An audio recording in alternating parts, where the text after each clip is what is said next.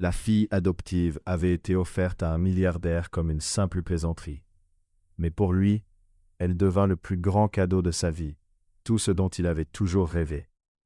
Avant que l'histoire ne commence, dites-nous en commentaire de quelle ville vous regardez cette vidéo. Et à la fin, n'oubliez pas de noter cette histoire de 0 à 10. Bonne immersion. Sophie Miller, 23 ans, les cheveux bruns en désordre, sous le vent froid de l'Atlantique, était agenouillée sur le sable humide de Portland, poursuivant un exemplaire usé de Le Petit Canard, qui ne pouvait pas voler, comme s'il s'agissait d'une mission de sauvetage internationale. « Reviens ici !» cria-t-elle au livre, qui glissait vers les vagues, à une vitesse étonnante pour quelque chose sans moteur. « Je n'ai pas fait tout ce chemin jusqu'à Miami pour te perdre maintenant. » Une nouvelle vague s'abattit. Sophie se jeta en avant. Raté. Le livre continua sa course. « Tu te moques de moi » marmonna-t-elle en trachant du sable, en se relevant. « Sérieusement, 15 ans à mes côtés, et c'est maintenant que tu décides de devenir surfeur ?» Elle repartit en courant, et trébucha sur sa propre valise. Évidemment, elle roula dans le sable comme une boule humaine, et réussit finalement à effleurer la couverture du bout des doigts. La marée tira. Sophie tira plus fort. « Non !» cria-t-elle en agrippant le livre à deux mains, tandis que l'eau glacée lui montait jusqu'aux genoux. « Tu ne partiras pas. Tu es la seule chose qu'il me reste de lui. » À cet instant précis, cet instant totalement absurde, avec Sophie trempée jusqu'à la taille, les cheveux collés au visage, du sable partout où il ne devrait jamais y en avoir, serrant un livre pour enfants, comme s'il s'agissait de la dernière couverture à bord du Titanic, qu'une main ferme, masculine, et surtout parfaitement sèche, saisit le livre en même temps qu'elle. Sophie se figea. Elle releva lentement les yeux. Face à elle se trouvait le regard le plus calme, le plus intrigué, et absurdement séduisant qu'elle ait jamais vu. L'homme était pieds nus, son pantalon en lin beige retroussé jusqu'aux chevilles, une chemise blanche aux manches relevées, les cheveux sombres légèrement ébouriffés par le vent. Son expression oscillait entre l'inquiétude sincère et l'envie de rire. « Est-ce que ça va ?» demanda-t-il d'une voix profonde, digne d'une publicité de parfum. Sophie cligna des yeux. Une fois, puis deux. Elle regarda le livre toujours coincé entre leurs mains, avant de comprendre ce qui venait de se passer. « Le livre, dit-elle. » Il essayait de s'enfuir. L'homme arqua un sourcil. « S'enfuir ? » « Oui, répondit Sophie comme si c'était parfaitement évident. Il a une histoire, très dramatique. » Pour la première fois, il sourit. Pas un grand sourire, juste ce léger coin de lèvres qui, pendant une seconde, rend le monde un peu plus léger. « Je vois. » Il aida Sophie à se relever, tenant toujours le livre comme s'il avait une valeur immense. Il a l'air précieux. Sophie observa les ans. Pages gondolées, les bords déchirés, les illustrations fanées d'un petit canard confus qui tentait de s'envoler. « Oui, » murmura-t-elle. « C'était celui de mon père. » L'homme ne dit rien. Il hocha simplement la tête et lui rendit le livre, avec une délicatesse presque sacrée. Puis, avant que Sophie ne puisse lui demander son nom, le remercier correctement, ou au moins essuyer le sable sur son visage, il fit un pas en arrière.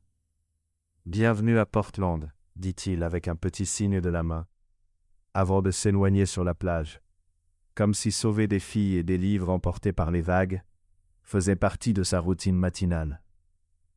Sophie resta là, trempée d'eau salée, le livre serré contre elle, le regard fixé sur sa silhouette qui disparaissait à l'horizon. « Qu'est-ce qui vient de se passer ?» murmura-t-elle au petit canard sur la couverture.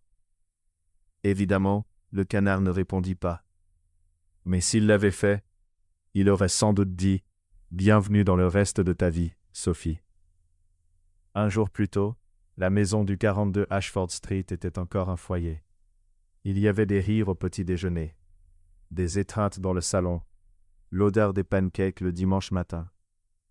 Mais tout cela appartenait au passé, avant la mort du père de Sophie, avant qu'Elaine, sa belle-mère, ne transforme chaque pièce en territoire hostile, avant que Brianna, sa demi-sœur, ne décide que la vie était un podium sur lequel Sophie n'avait pas sa place. À présent, la maison n'était plus qu'un endroit où Sophie dormait et s'effaçait.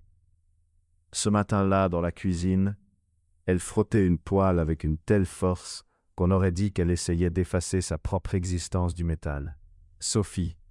La voix stridente d'Hélène résonna dans le couloir. « As-tu fini la lessive ?»« Oui, » répondit Sophie sans lever les yeux.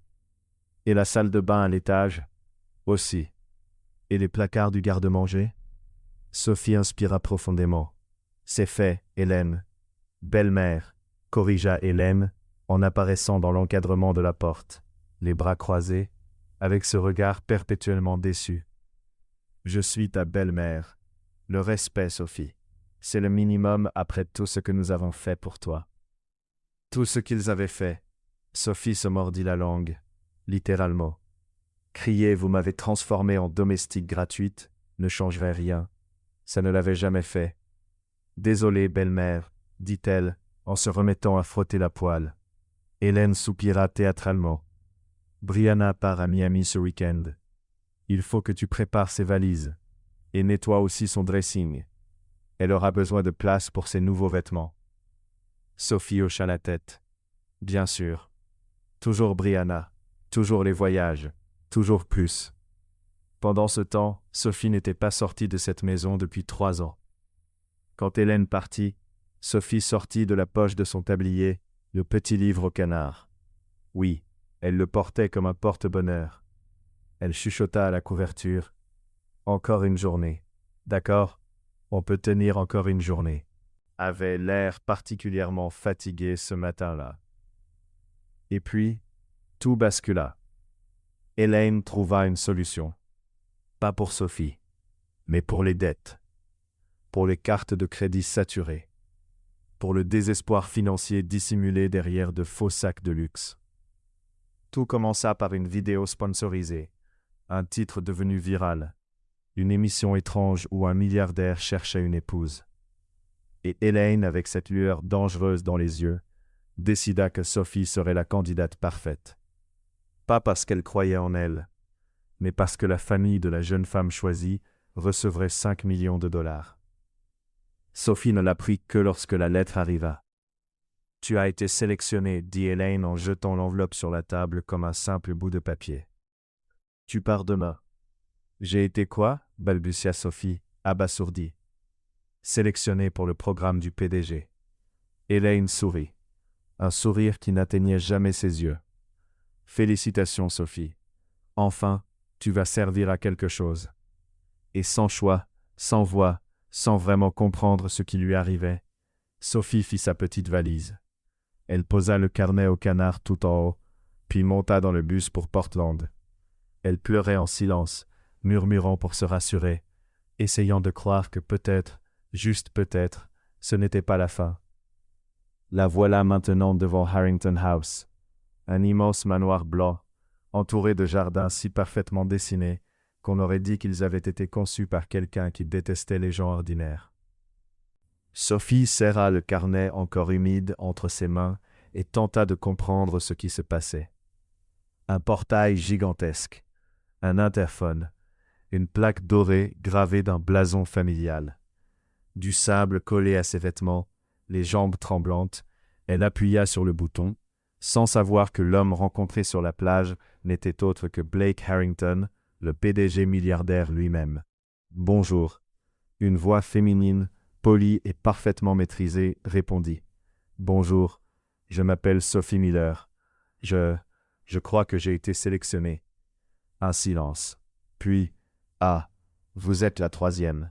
Veuillez entrer. » Le portail s'ouvrit. Sophie inspira profondément, regarda le canard sur la couverture du carnet et murmura « Bon, c'est parti. » Elle entra sans savoir qu'elle venait de croiser l'homme qui allait bouleverser toute sa vie, sans savoir que 2 rivales étaient déjà à l'intérieur, prêtes à sortir les griffes, sans savoir que pendant ce temps, sa belle-mère célébrait sur les réseaux sociaux comme si elle avait déjà gagné à la loterie. Mais Sophie savait une chose, le carnet avait cessé de lui échapper. Et peut-être, juste peut-être, c'était un signe. Le sol de Harrington House brillait tellement que Sophie voyait son propre reflet la fixer, comme s'il jugeait toutes ses décisions. « Tu es vraiment entré ici avec du sable dans tes chaussettes ?» semblait lui demander son image. Elle tira sa valise bancale, celle dont la roue tournait toujours du mauvais côté, et essaya de ne pas glisser sur le marbre. L'assistante impeccable qui l'avait accueillie, talons hauts, chignon parfait, défiant la gravité. Une démarche lente, élégante, presque cinématographique. « Par ici, mademoiselle Miller », dit-elle sans se retourner. Sophie accéléra. La valise partit à gauche, puis à droite, puis décida tout simplement de tomber. « Pardon », murmura Sophie, « à la valise. » L'assistante s'arrêta devant 2 immenses portes en bois sculpté, dont le prix dépassait probablement celui de toute la maison de Sophie sur Ashford Street. Les autres finalistes sont déjà dans le salon. Elle ouvrit les portes d'un geste théâtral. Bonne chance, et elle disparut. Sophie resta immobile sur le seuil, agrippant la poignée de sa valise, essayant de tout assimiler. Le salon était irréel. Un plafond assez haut pour accueillir un étage supplémentaire. Des lustres en cristal dignes d'un palais européen. Des canapés blancs si parfaits que Sophie n'osait même pas les regarder. Et une cheminée allumée en plein été, parce que visiblement, les milliardaires ne respectaient pas les lois de la physique. Et assise là, droite, élégante, presque trop parfaite. Elle, la première femme, était grande, blonde, vêtue d'un tailleur blanc impeccable qui semblait crier « Mon avocat coûte plus cher que ton avenir ». Elle tenait un verre de vin comme un sceptre. Quand Sophie entra, la femme leva lentement les yeux, la détailla de la tête aux pieds.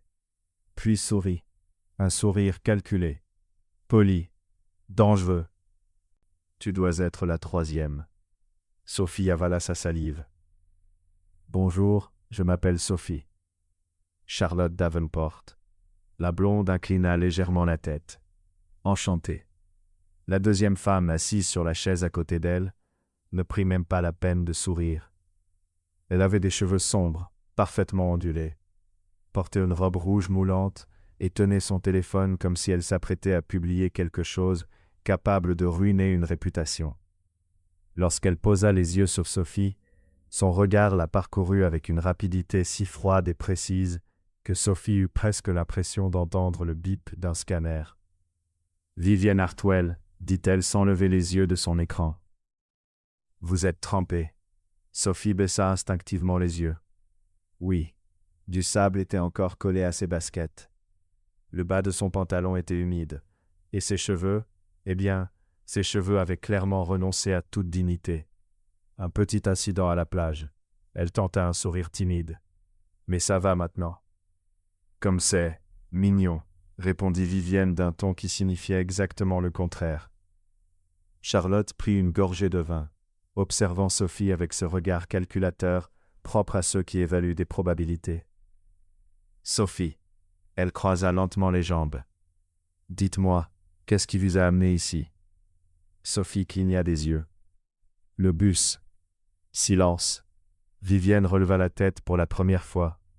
Son expression oscillait entre la confusion et l'amusement. Charlotte toussota pour dissimuler un rire discret. « Non, ma chère, voulez dire pourquoi avez-vous postulé ?»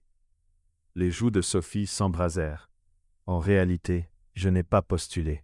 C'est compliqué. »« Compliqué » répéta Vivien, goûtant le mot.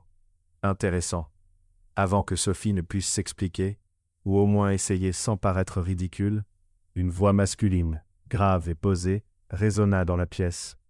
« J'espère que vous êtes toutes confortablement installées. » Sophie se retourna, et son cœur manqua un battement. C'était lui, l'homme de la plage, mais totalement différent.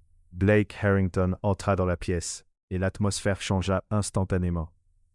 Costume sombre parfaitement ajusté, cravate impeccable. Chaque pas était assuré, contrôlé, calculé.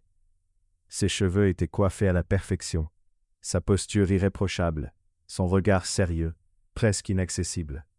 Il ne restait rien de l'homme pieds nus et détendu, rencontré sur le sable. Devant elle se tenait quelqu'un poudroie sorti de la couverture d'un magazine d'affaires. Sophie resta figée, C'est impossible. C'est le même homme qui a sauvé mon livre. Blake regarda Charlotte, puis Vivien, et enfin posa les yeux sur Sophie. Une lueur de reconnaissance traversa brièvement son regard. Mais il ne sourit pas, ne hocha pas la tête. Son expression demeura neutre, professionnelle. Sophie eut l'impression de rapetisser sur place. Charlotte se leva aussitôt et lui tendit la main avec une élégance maîtrisée. « Monsieur Harrington, c'est un honneur d'être ici. »« Mademoiselle Davenport, » répondit-il en serrant sa main. Calme et formel, Vivien resta assise, affichant un sourire manifestement travaillé. Blake, magnifique demeure. Merci, dit-il, poli mais distant. Puis son regard revint vers Sophie. Mademoiselle Miller.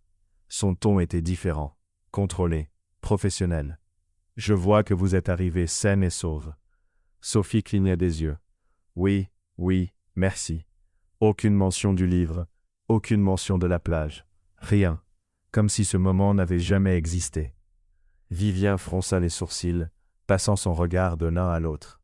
Vous vous connaissiez déjà? Blake demeura impassible. Pas officiellement.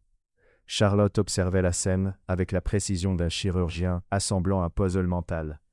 Blake s'avança jusqu'à la cheminée, posa une main sur le marbre et les regarda toutes les trois avec une autorité silencieuse. Vous vous demandez sûrement comment tout cela va se dérouler. Sa voix était ferme, sans appel. Soyons clairs, vous avez été choisi parmi des milliers. Vous resterez ici pendant les prochains jours. Vous participerez à des événements, des échanges, des activités, et à la fin, je prendrai une décision. L'estomac de Sophie se noua. Charlotte conserva son calme parfait. Vivien, elle, sourit, comme si la victoire lui appartenait déjà. Faites comme chez vous.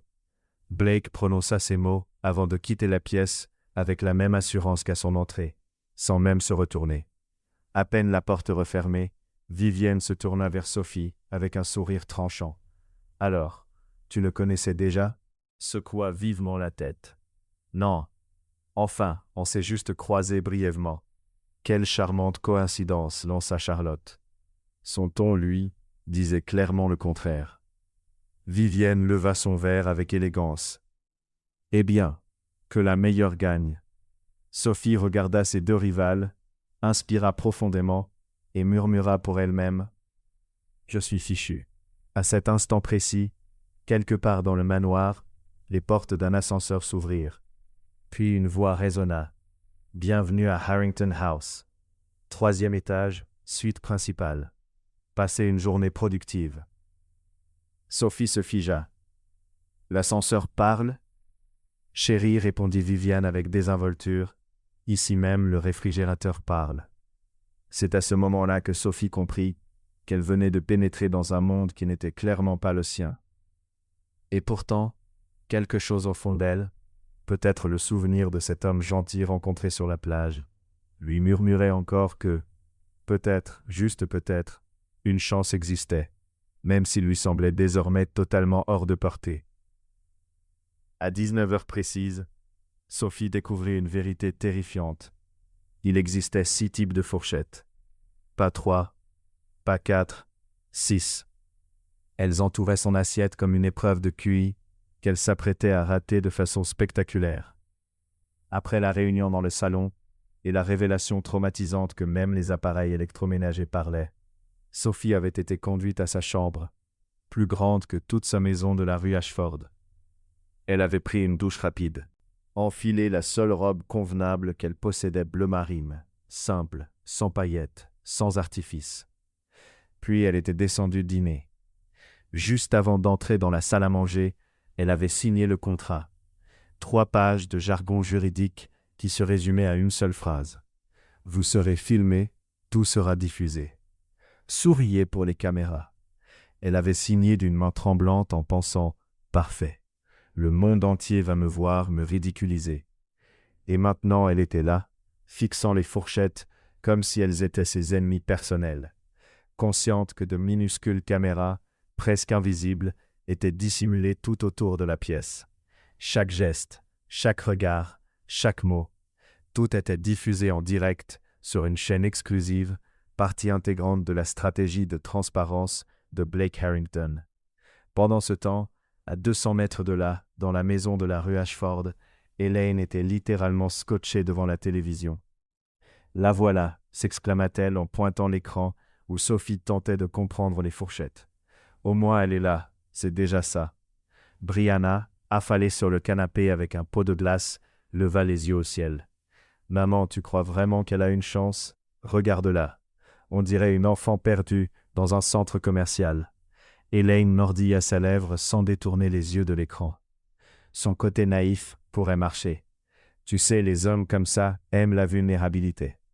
Elle hésita, puis soupira. « J'aurais dû t'inscrire, toi. Et t'es parfaite. » Brianna sourit, sûre d'elle.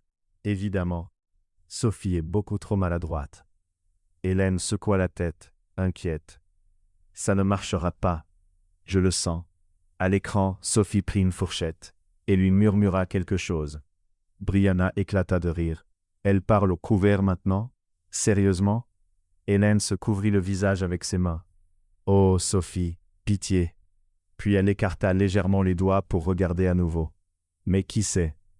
Peut-être qu'il trouvera ça attendrissant. Brianna leva encore les yeux au ciel. « Maman, tu divagues. » De retour au manoir, Sophie livrait toujours son combat intérieur. « Lequel j'utilise en premier ?» murmura-t-elle à la serviette, comme si elle détenait les secrets de l'univers. Évidemment, la serviette ne répondit pas. Mais Sophie le savait déjà. Les caméras avaient tout capté. Parfait. Des milliers de personnes venaient de la voir parler toute seule. La salle à manger de la résidence Harrington ressemblait à un banquet royal. Une nappe blanche immaculée, des verres en cristal capturant la lumière du lustre comme de minuscules soleils. Des assiettes en porcelaine si fines que Sophie craignait de respirer trop fort.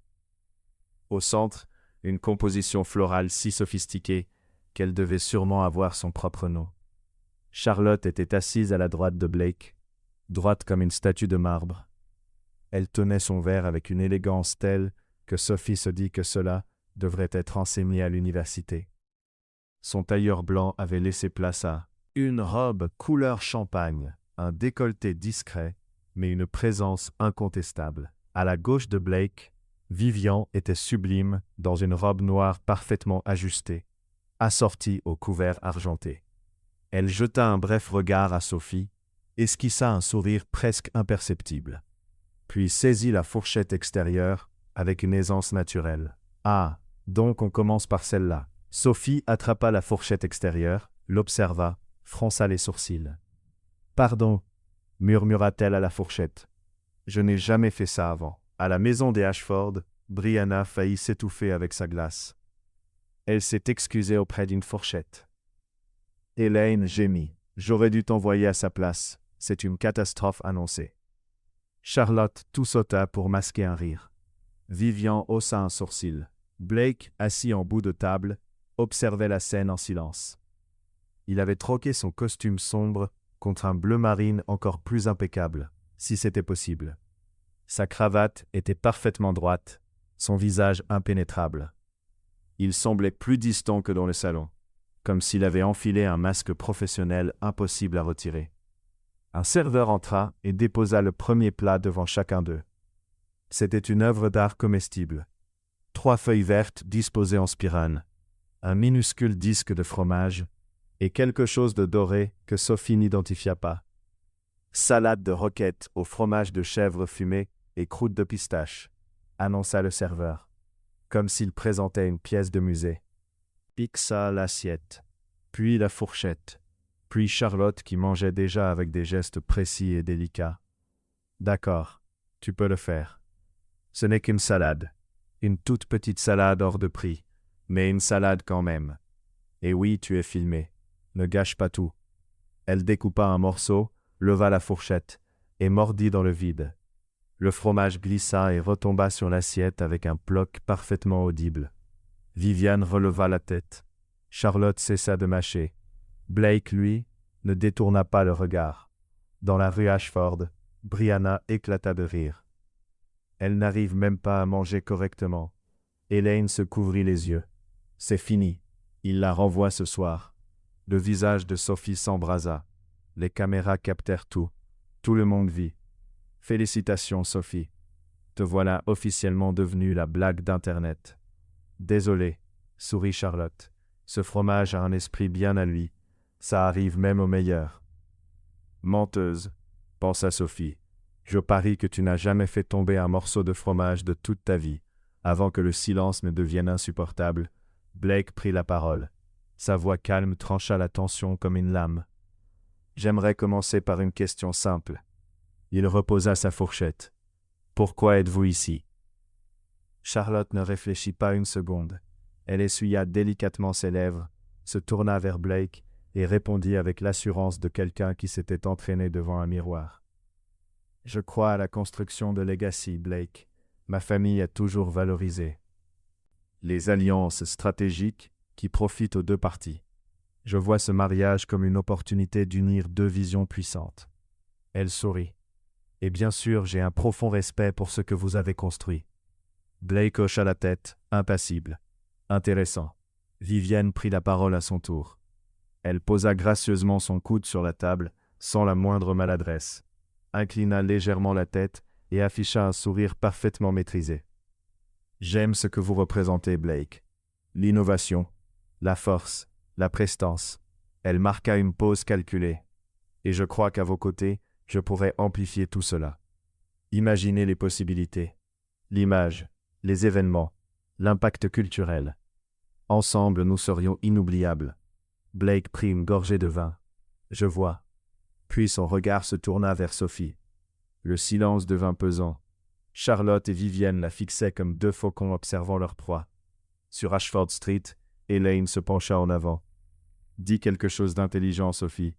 Par pitié, dis n'importe quoi qui ne soit pas ridicule. » Brianna ricana. « Elle va sûrement parler à sa serviette. Regarde bien. » Sophie avala difficilement sa salive. « Les caméras sont sur toi. Le monde entier te regarde. Dis quelque chose de malin, d'impressionnant.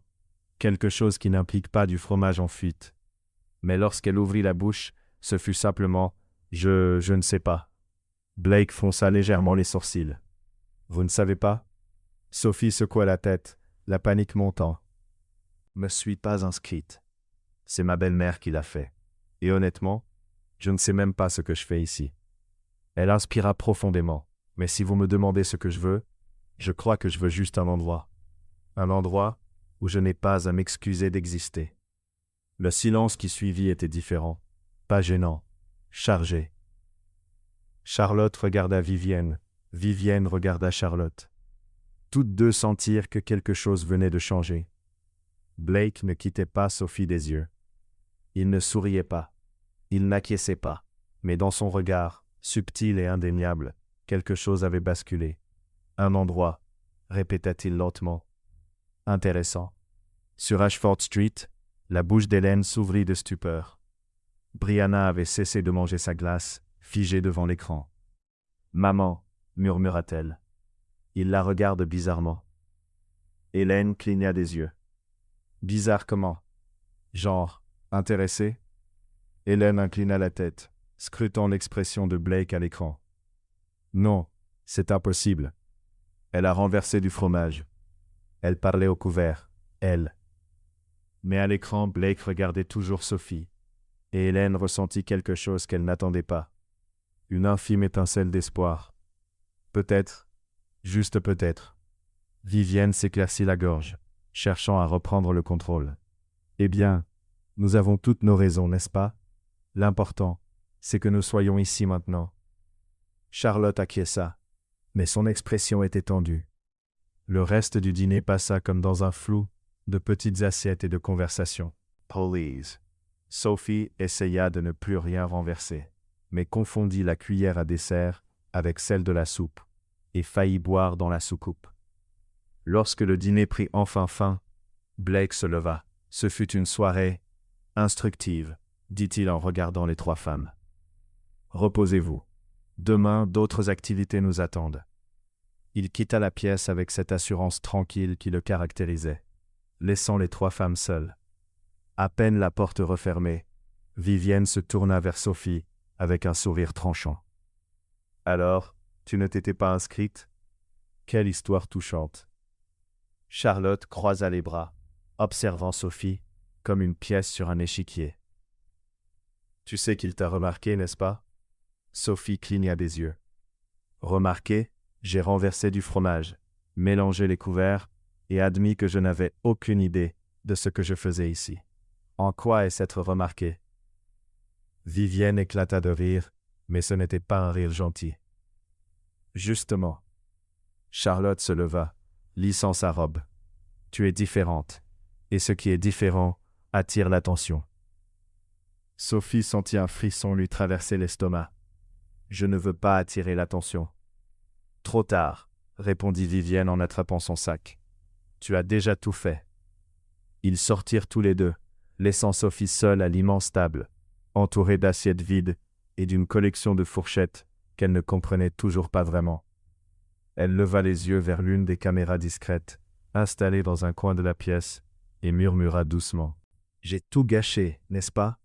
Mais dans le couloir, Blake s'était arrêté près d'une fenêtre, face à l'océan. Et pour la première fois de la soirée, il sourit.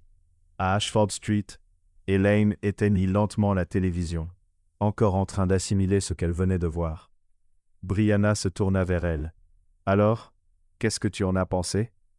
Elaine resta silencieuse un long moment. Puis elle soupira. « Je pense toujours que j'aurais dû t'envoyer toi, » dit-elle en secouant la tête. « Mais je ne sais pas. Peut-être que son innocence fonctionnera. Peut-être. » Elle n'avait pas l'air convaincue. Mais au fond d'elle-même, très profondément, Elaine espérait. Parce que 5 millions de dollars en dépendaient. Sophie fut réveillée par des coups insistants contre la porte de sa chambre. 3 coups. Une pause. Puis 3 autres. Elle ouvrit lentement les yeux, encore embrumée par le sommeil, et jeta un coup d'œil à l'horloge sur sa table de nuit. 7h00. Qui frappe à une porte à 7h du matin? Mademoiselle Miller? La voix de l'assistante venait de l'autre côté de la porte. Vous devez descendre pour le petit déjeuner. C'est urgent. Sophie se redressa, confuse. Urgent? Pourquoi? S'il vous plaît, descendez simplement. Elle s'habilla rapidement, passa de l'eau sur son visage et descendit les escaliers, encore à moitié endormie. En entrant dans la salle du petit déjeuner, elle aperçut Charlotte et Vivienne déjà assises. Mais elles ne mangeaient pas. Elle fixa une tablette. Leurs expressions n'auraient pas pu être plus opposées. Charlotte semblait tendue, comme si elle calculait des probabilités. Vivienne, elle, était furieuse, comme quelqu'un venant de perdre un pari très coûteux. « Bonjour, » dit Sophie avec hésitation. Charlotte leva les yeux. « Ah, la star est arrivée. » Sophie fronça les sourcils. « La star ?» Vivienne tourna brusquement la tablette vers elle. « Regarde ça. » À l'écran, il y avait une vidéo d'elle. Le ventre de Sophie se serra lorsqu'elle reconnut la scène.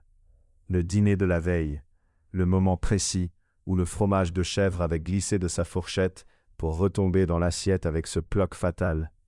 La caméra avait parfaitement capturé son regard horrifié. Puis le regard accusateur qu'elle avait lancé au fromage, comme si ce petit morceau doré venait de commettre un crime grave. Et enfin, ce rire nerveux, maladroit, totalement sincère, lorsqu'elle avait murmuré le fromage à sa propre volonté. La légende disait, quand tu essaies d'être élégante, mais que même la nourriture se rebelle, Sophie Miller, c'est tout ce qu'on aime. En dessous, une avalanche de commentaires. Elle est tellement vraie. J'adore cette fille. Enfin quelqu'un de normal dans cette émission. Sophie est meilleure que toutes les autres réunies. Ce fromage va entrer dans l'histoire d'Internet. S'il ne la choisit pas, je vais exploser. Sophie lut les commentaires une fois, puis 2, puis 3. Elle leva ensuite les yeux vers le fromage servi au petit déjeuner, comme s'il faisait partie d'une conspiration mondiale. « Toi, » dit-elle en le pointant du doigt, « tout ça, c'est de ta faute. » Charlotte toussota pour étouffer un rire sec. Vivienne leva les yeux au ciel si fort que Sophie crut qu'elle allait se faire mal. « 2 millions de vues, » dit Vivienne lentement, chaque mot semblant lui brûler la bouche. 2 millions en moins de 12 heures. Sophie cligna des yeux. 2 millions? Oui, confirma Charlotte en refermant la tablette d'un clic net. Félicitations, Sophie. Tu es devenue un mème. Sophie s'assit lentement, le regard vide, essayant de comprendre. Je suis devenu une blague? Pas exactement. Charlotte inclina la tête, l'observant, avec ce regard froid et calculateur. Tu es devenue attachante, ma chère. Les gens te trouvent adorable. Adorable? Répéta Sophie, comme si elle essayait un mot étranger. Oui, confirma Vivienne, mais sa voix était tranchante comme une lame, comme un chiot qui trébuche sur ses propres pattes. Mignon, mais pathétique. Sophie sentit ses joues s'embraser. Elle baissa les yeux vers le plateau de fromage posé sur la table et murmura « Je savais que ça finirait mal ». Charlotte et Vivienne échangèrent un regard rapide, tendu. Avant que l'une d'elles ne puisse répondre, Blake entra dans la pièce. Impeccable, comme toujours. Costume gris foncé. Cravate parfaitement ajustée. Posture droite. Mais quelque chose avait changé. Dans son regard, une lueur amusée. « Bonjour, dit-il calmement en se servant une tasse de café. « Bonjour, Blake, répondit Charlotte immédiatement, se redressant et affichant un sourire irréprochable. Vivienne sourit aussi. Ce sourire calculé, parfaitement répété, qu'elle réservait à Blake. « As-tu vu les réseaux sociaux ?» Blake but une gorgée. « Oui. » Sophie s'enfonça un peu plus dans sa chaise, essayant presque de disparaître dans son chemisier. Blake posa alors les yeux sur elle. « On dirait que tu as gagné quelques fans. » Sophie laissa échapper un petit rire nerveux, plus proche d'une toux. « Des fans? Je juste fait tomber le fromage. Ce n'était pas voulu. » « Je sais, répondit Blake d'un ton neutre, même si une étincelle brillait dans ses yeux. Mais c'était sincère, et les gens réagissent à la sincérité. Charlotte vida son verre de jus d'orange si brusquement que Sophie crut qu'il allait se briser. Vivienne conserva son sourire, mais ses doigts s'agrippèrent au bord de la table jusqu'à blanchir. Sophie, elle, semblait complètement perdue. « Alors, il ne se moque pas de moi ?» Blake posa lentement sa tasse, chaque geste parfaitement maîtrisé. « Certains peut-être, mais la plupart rient avec toi, et ça change tout. » Sophie prit un instant, regarda de nouveau le fromage sur la table et murmura « Je devrais peut-être te remercier. » Blake faillit sourire, presque. Avant qu'il ne puisse répondre, l'assistante de la maison entra précipitamment, une tablette à la main, visiblement nerveuse. « Monsieur Harrington, désolé de vous interrompre, mais le service presse envoie des mises à jour. » L'audience de la chaîne officielle de l'émission a augmenté de 340% ces dernières 12 heures. Elle hésita, jetant un regard à Sophie. Et 89% des commentaires mentionnent spécifiquement Mademoiselle Miller. Sophie se figea. « Moi? Pourquoi ?» L'assistante semblait mal à l'aise. La vidéo est devenue virale. Les gens veulent en savoir plus sur vous. Ils créent des pages de fans. Vivienne lâcha un rire incrédule, presque hystérique. Des pages de fans, à cause d'un morceau de fromage? Charlotte serra les dents, gardant son calme avec difficulté, les mains crispées sur ses genoux. Blake, lui, resta parfaitement calme. Très bien, surveillez, mais ne publiez aucune déclaration officielle pour l'instant.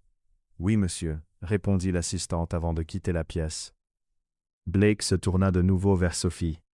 Son regard était sérieux désormais, mais pas froid. « Est-ce que ça va ?» Sophie secoua lentement la tête. « Je ne comprends pas. Pourquoi les gens s'en soucient-ils autant ?»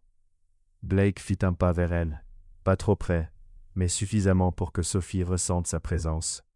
« Parce que vous n'essayez pas d'être quelqu'un d'autre, » dit-il calmement, « et c'est rare. » Il quitta la pièce peu après, laissant les trois femmes dans un silence pesant. Un silence tranchant, lourd, presque étouffant. Charlotte fut la première à parler, sa voix parfaitement maîtrisée, mais chargée d'une tension retenue. « Félicitations, Sophie. On dirait que votre stratégie est plus efficace que je ne le pensais. » « Stratégie ?» Sophie se tourna vers elle, totalement perdue. « Je n'ai aucune stratégie.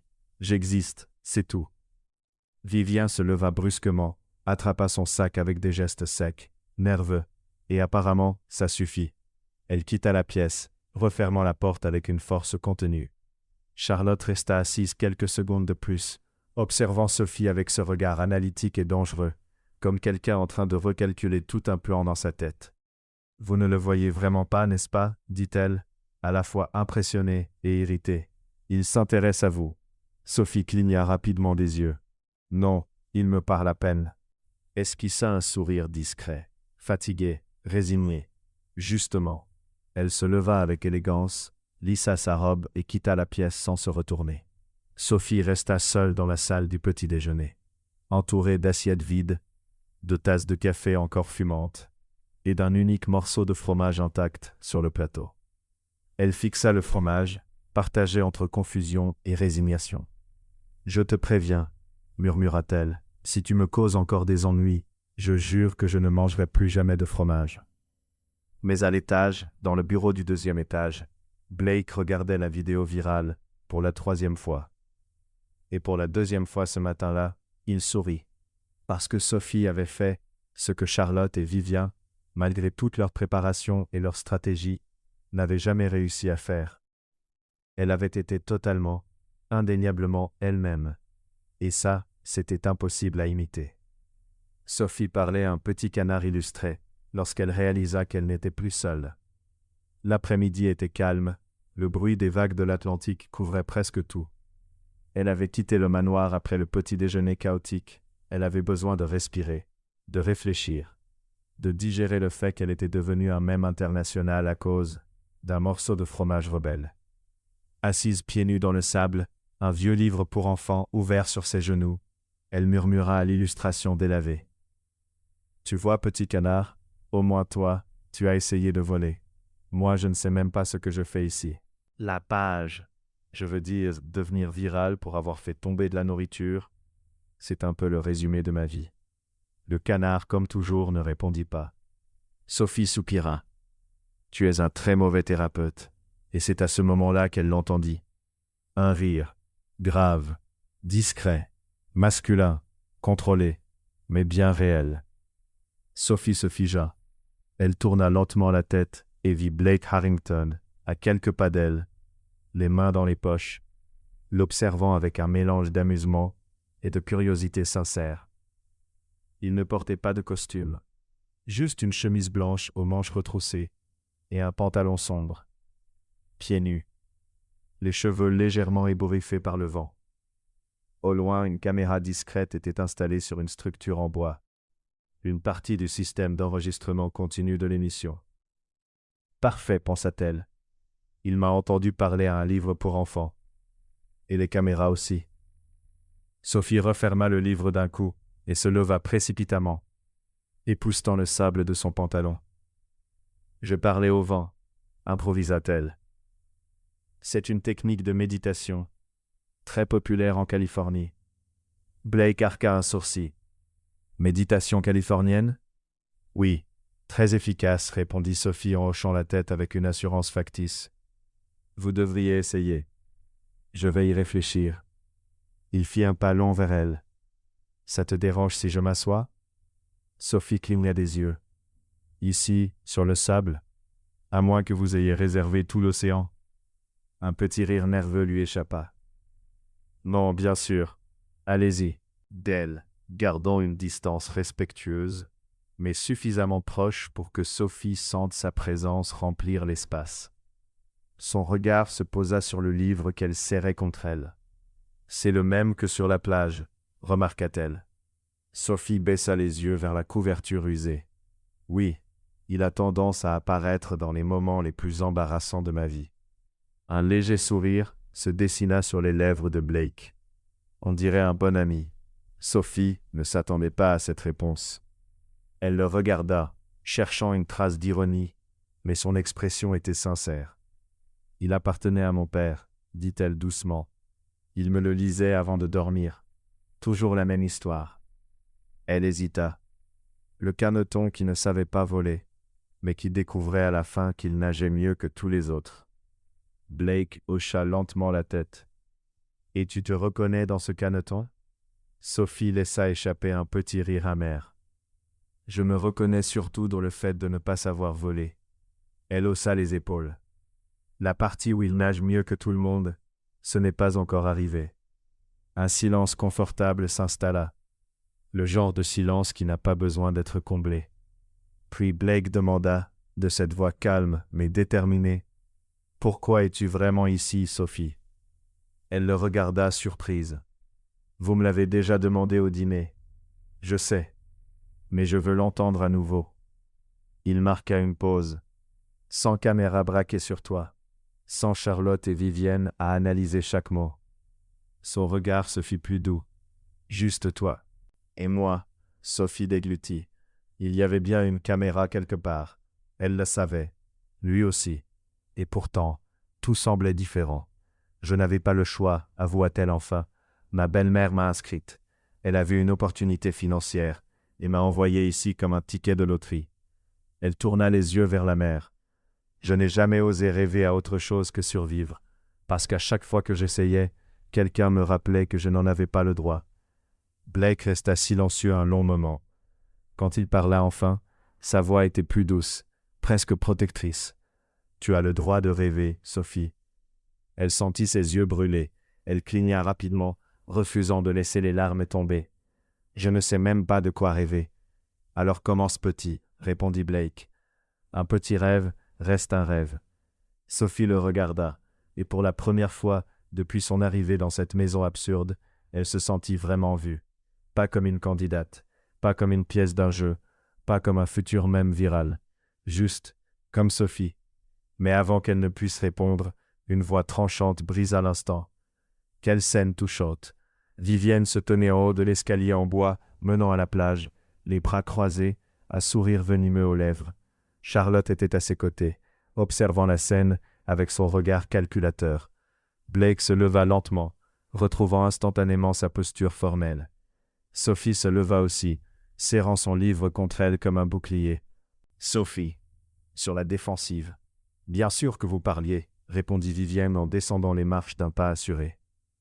Quelle coïncidence, une discussion privée, seule, sur la plage. Charlotte ne dit rien, mais son regard parlait pour elle. « Tu joues mieux que je ne le pensais. » Blake observa les trois femmes avec cette expression neutre qu'il adoptait, en mode PDG. « Retrouvez-moi dans le grand hall à 20h ce soir, » dit-il d'un ton ferme. « J'ai une annonce à faire. » Puis il s'éloigna, sans se retourner. À 20h précises, les trois femmes étaient assises dans le grand hall. Sophie occupait le canapé de gauche, nerveuse, les mains nouées sur ses genoux. Charlotte était installée sur le fauteuil central, posture parfaite, bien qu'une légère tension trahisse ses épaules. Vivienne, sur le canapé de droite, affichait ce sourire confiant qui n'atteignait jamais vraiment ses yeux. Les caméras étaient en place. Le direct était lancé. Des millions de spectateurs regardaient. Blake entra dans la pièce, sérieux, maîtrisé. « Merci d'être ici. » Il s'arrêta au centre de la salle, face à elle. « Je vous ai fait venir chacune parce que je croyais que vous aviez quelque chose d'unique à offrir.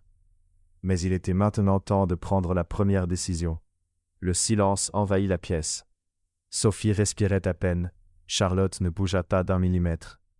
Vivienne continuait de sourire, même si ses mains serraient son sac avec force. Blake les observa toutes les trois, lentement. « Vivienne, » dit-il enfin. Se leva, le sourire toujours en place. « Oui ?» Il marqua une pause. « Merci d'avoir participé à cette expérience. Mais je dois être honnête, je ne vois pas d'avenir entre nous. » Le sourire de Vivienne vacilla. Une seconde seulement. Le masque tomba, puis se remit aussitôt en place. « Je comprends. » Elle attrapa son sac, lissa sa robe. C'était une expérience intéressante. Son regard glissa vers Sophie, puis Charlotte. Un regard tranchant comme du verre. « Bonne chance, mesdemoiselles. Vous allez en avoir besoin. » Elle quitta la pièce, la tête haute, même si ses pas étaient un peu trop rapides. Blake attendit que la porte se referme. Puis il se tourna vers Sophie et Charlotte. « Il ne reste plus que vous deux. » Le cœur de Sophie s'emballa. Charlotte sourit, mais c'était un sourire dangereux. La guerre venait officiellement de commencer. Sophie fixa le micro, comme s'il s'agissait d'une créature étrangère, prête à exploser. Le lendemain matin, après l'élimination de Viviane, l'atmosphère avait complètement changé. Elles n'étaient plus que deux, Sophie et Charlotte. Et la tension dans le manoir était si dense qu'on aurait pu la trancher au couteau. Ou peut-être avec une fourchette rebelle, prête à s'échapper de l'assiette. Blake les avait convoquées à la bibliothèque, à 9 heures précises. En entrant, elles découvrirent une mise en scène formelle, une longue table, des fauteuils en cuir, et au centre, 2 microphones sur des supports élégants. Des caméras discrètes. Enregistrer chaque détail. Bonjour. Blake se tenait près de la table, vêtu d'un costume bleu marine impeccable, la posture droite. Aujourd'hui, vous allez chacune présenter une proposition culturelle pour l'entreprise.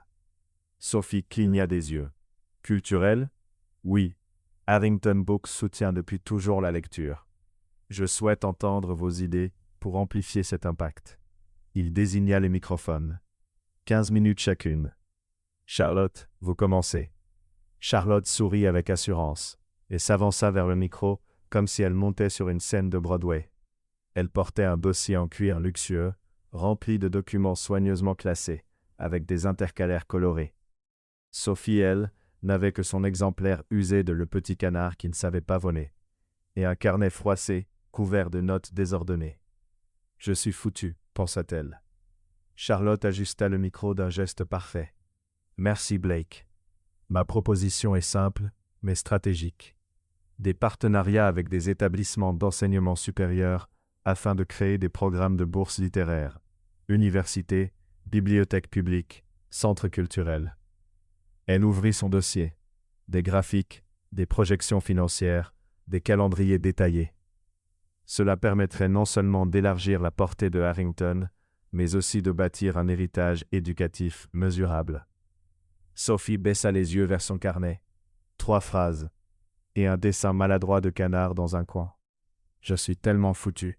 Continua encore 12 minutes, citant chiffres, statistiques, partenariats internationaux.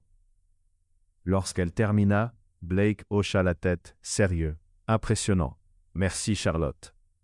Charlotte regagna sa place, un sourire discret aux lèvres, les yeux brillants de satisfaction. Blake se tourna alors vers Sophie. À vous.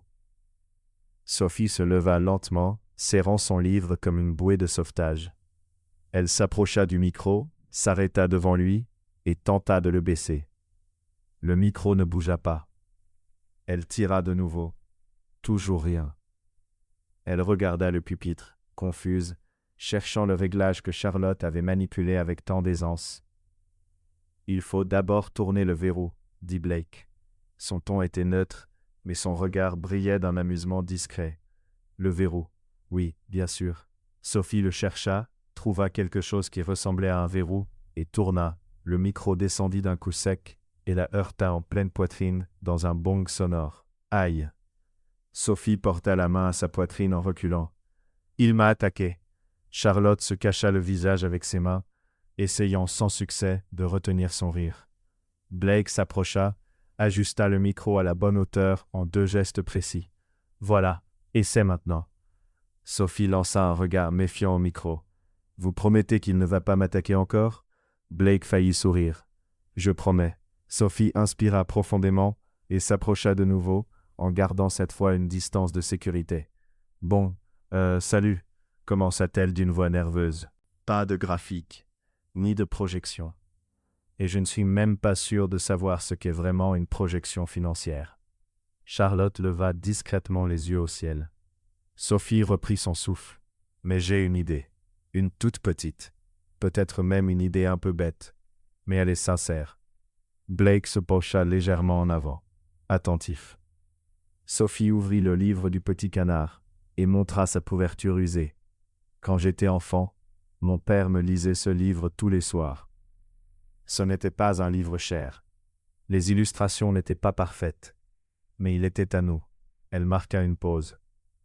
Il m'a appris que les histoires n'ont pas besoin d'être grandes ou sophistiquées pour compter.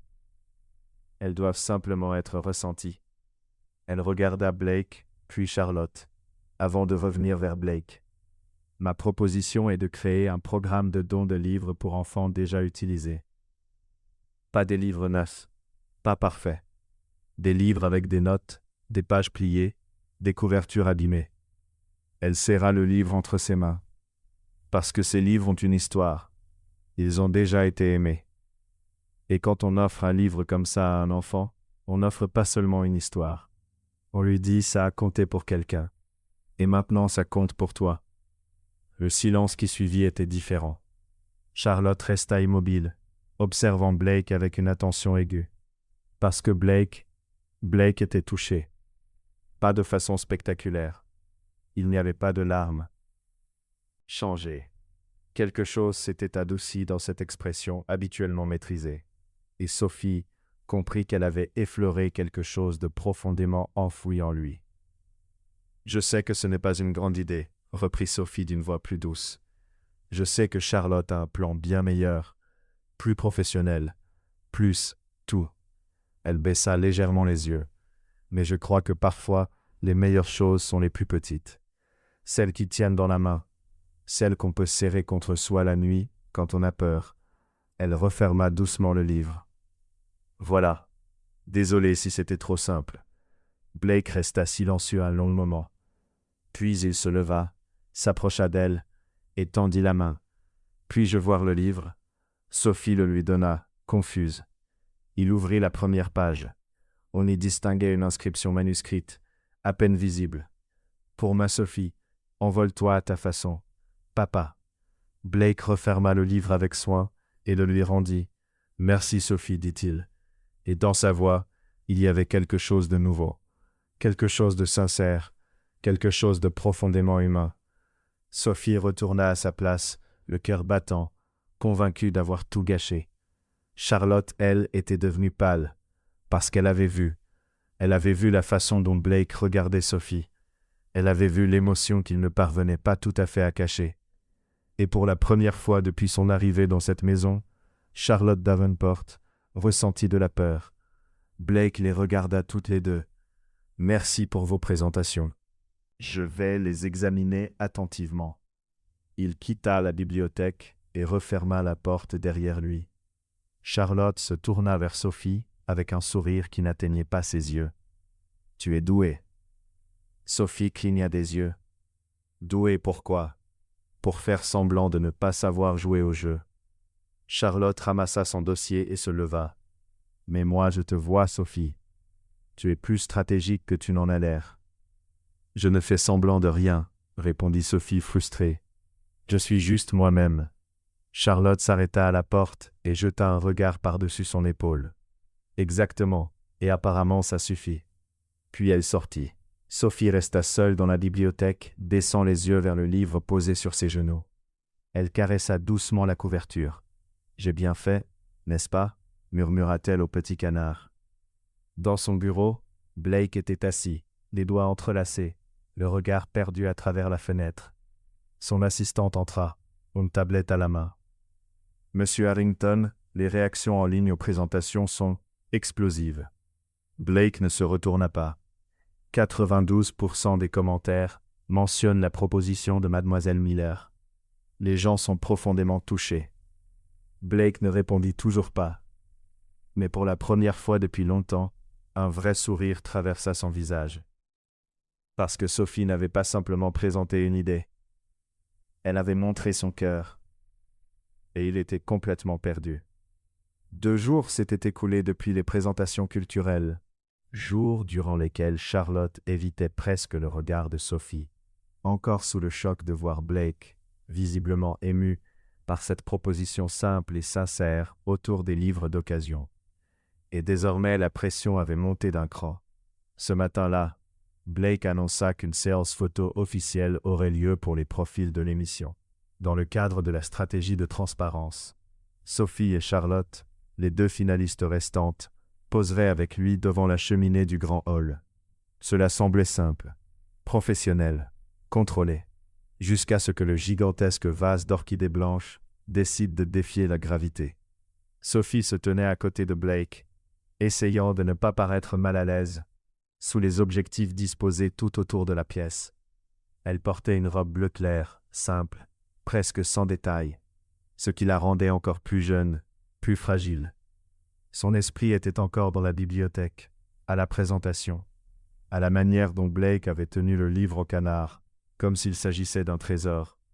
Charlotte se tenait de l'autre côté, parfaite, impeccable dans une robe vert émeraude, affichant ce sourire travaillé qu'elle utilisait comme une armure. Mais derrière ce sourire, quelque chose avait changé. Quelque chose de plus sombre, de plus désespéré. Le photographe ajusta son objectif. Très bien. Dans 3, 2, crash. Le vase bascula de la table d'appoint et s'écrasa violemment au sol. L'eau, les fleurs, la terre et les éclats de porcelaine explosèrent dans la pièce. Comme si une catastrophe venait de frapper. Et Sophie se trouvait juste à côté. Quoi? Sophie recula d'un bond, mais il était trop tard. L'eau imbiba le bas de sa robe bleue. La boue colla à ses chaussures, et une tige d'orchidée s'enroula autour de sa cheville, comme si elle essayait de l'attraper. « Hé, lâche-moi » Sophie secoua la jambe. La branche ne bougea pas. « Pourquoi tu m'attaques » Charlotte porta une main à sa bouche. « Oh mon Dieu, Sophie, ça va ?» Mais ses yeux brillaient d'une lueur qui n'avait rien à voir avec la surprise. « Non » répondit Sophie en luttant toujours. « Je suis attaquée par une plante. » Blake s'avança immédiatement et s'agenouilla devant elle. « Doucement. Ne bouge pas trop, sinon ça va empirer. »« Comment ça pourrait être pire ?» murmura Sophie, se figeant. Avec des gestes précis et étonnamment délicats, Blake déroula la tige autour de sa cheville. Le photographe baissa son appareil, figé. « Monsieur Harrington, devons-nous nettoyer et reporter la séance ?» Blake se releva, aidant Sophie à se remettre debout. Il observa la pièce dévastée, les fleurs éparpillées, l'eau sur le sol, les éclats de porcelaine scintillant sous le lustre. Puis il regarda Sophie, trempée, couverte de terre, et Charlotte, parfaite, sèche, intacte. « Non, dit Blake, surprenant tout le monde. Nous prendrons les photos comme ça, exactement comme c'est. » Sophie cligna des yeux. Avec le vase cassé, et moi complètement mouillé. Sœur. Mais, dans ses yeux, brillait quelque chose de nouveau. La vie n'est pas parfaite. Pourquoi les photos devraient-elles l'être? Le photographe hésita. Monsieur Harrington, avec tout le respect que je vous dois, ce n'est pas très professionnel. C'est réel, corrigea Blake calmement. Et le réel vaut mieux que la perfection. L'assistante accourut avec des serviettes, mais Blake leva la main. Ce ne sera pas nécessaire. En revanche, apportez 2 petits bouquets. Des fleurs blanches, quelque chose de simple.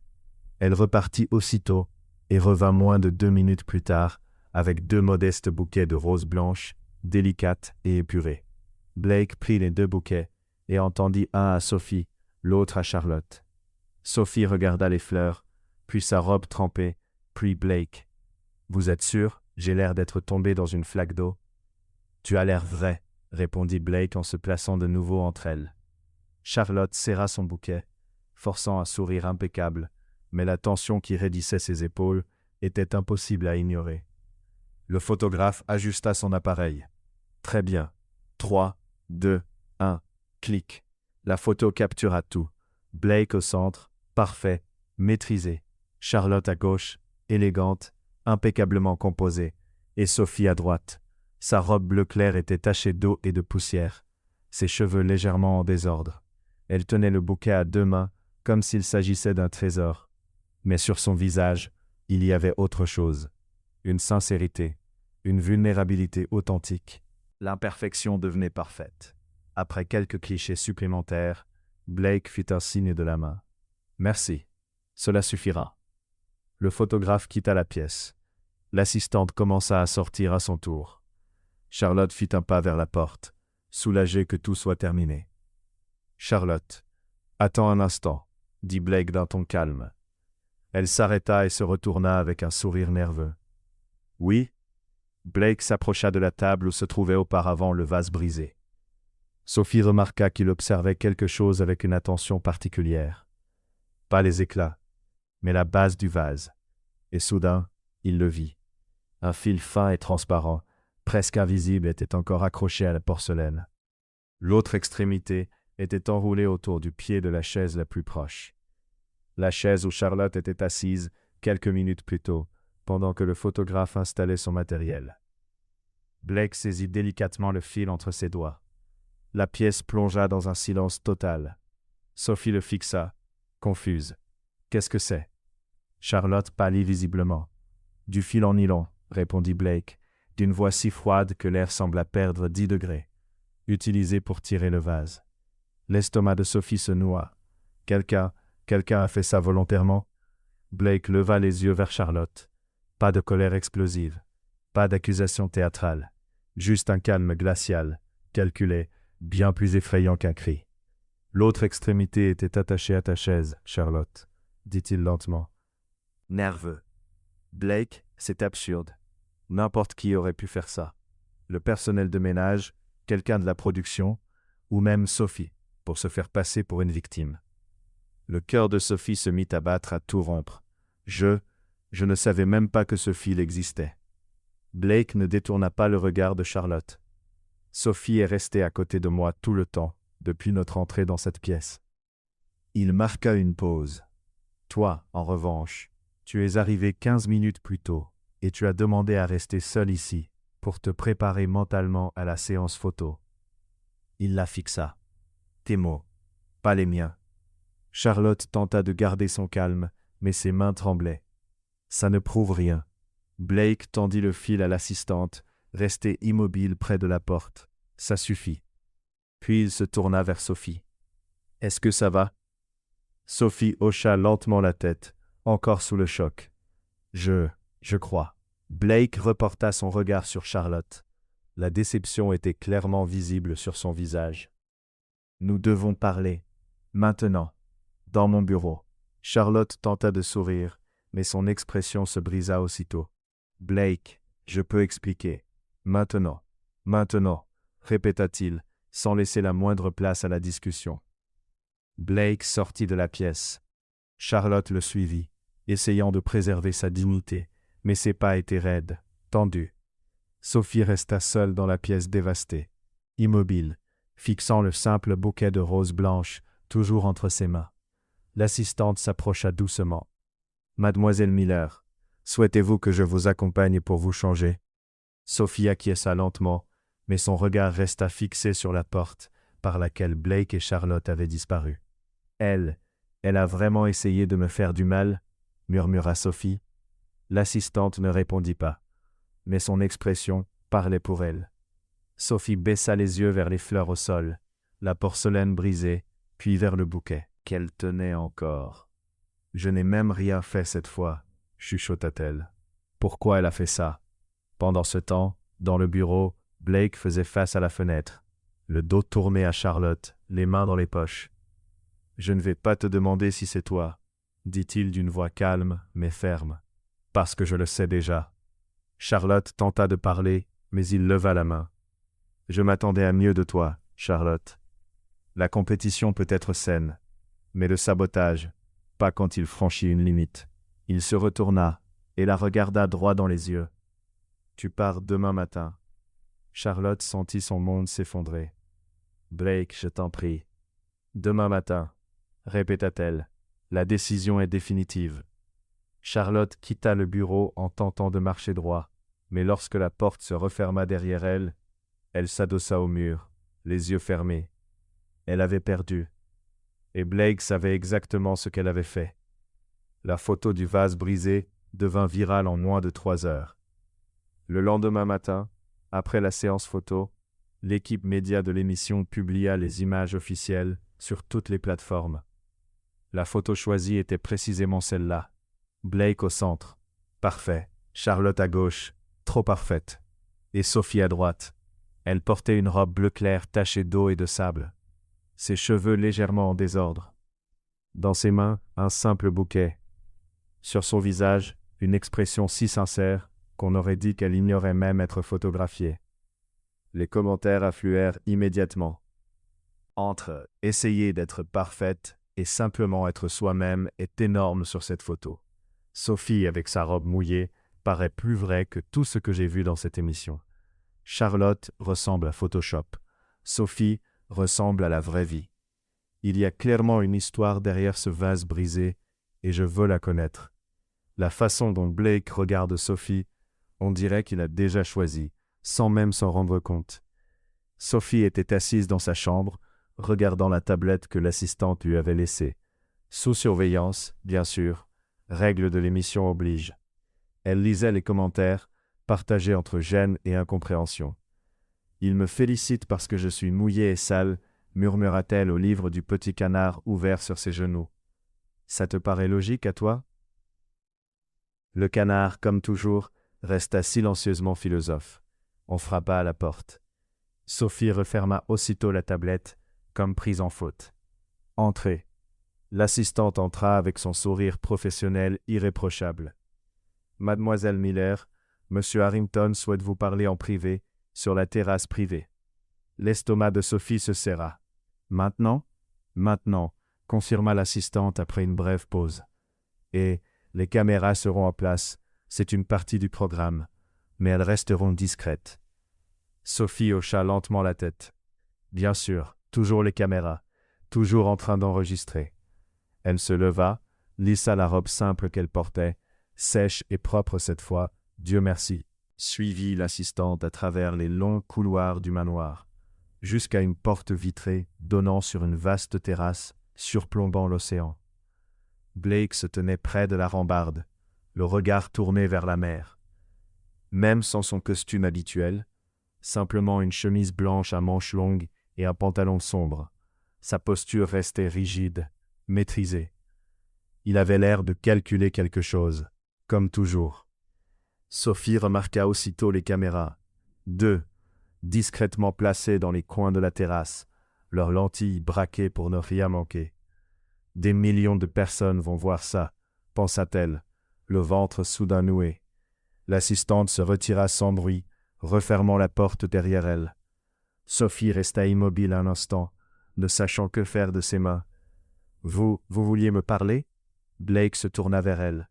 Son visage était neutre, professionnel, cette même expression froide et calculée qu'il affichait en réunion, lors des conférences de presse, sur les photos officielles. « Oui, veuillez vous asseoir. » Deux fauteuils en rotin, aux coussins moelleux, faisaient face à l'océan. Sophie s'assit, posant ses mains sur ses genoux, essayant d'éviter le regard des caméras, tout en sentant leur poids sur chacun de ses gestes. Blake prit place en face d'elle, à une distance soigneusement mesurée. Il croisa les mains sur son genou avec une précision presque chirurgicale. « À propos d'hier, commença-t-il d'un ton formel. Sophie l'interrompit aussitôt, paniquée. « Je jure que je n'ai pas renversé le vase. Je n'ai même pas touché la table. J'étais immobile comme une statue parce que j'avais peur de gâcher la photo et... » L'incident a été clarifié, coupa Blake d'une voix calme et ferme, sans la moindre émotion.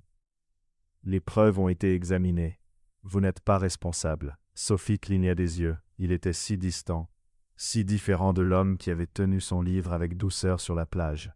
Merci, murmura-t-elle. Blake hocha la tête, la posture toujours impeccable.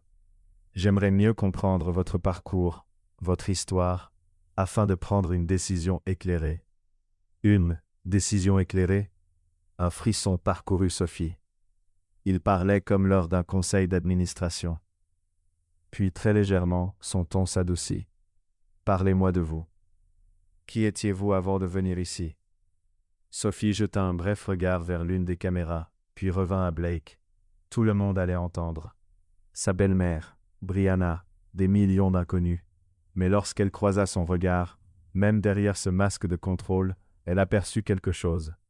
Quelque chose de caché, mais réel. Qu'est-ce que vous voulez savoir? Votre famille, votre enfance. Pourquoi vous avez accepté de participer? Le ton de Blake restait professionnel, mais son regard était trop attentif pour n'être que stratégique. Sophie inspira profondément. Puis, pour la première fois, devant des caméras et des millions de spectateurs, elle commença à parler. Mon père était tout pour moi, dit-elle d'une voix basse mais stable. Il travaillait beaucoup, mais il trouvait toujours le temps de me lire une histoire avant de dormir. Toujours la même. le petit caneton qui ne savait pas voler. Blake écoutait en silence, le visage neutre. Mais Sophie remarqua qu'il ne détourna pas le regard une seule seconde. Il est mort quand j'avais 13 ans. Et d'un coup, la maison qui était pleine de lumière est devenue lourde.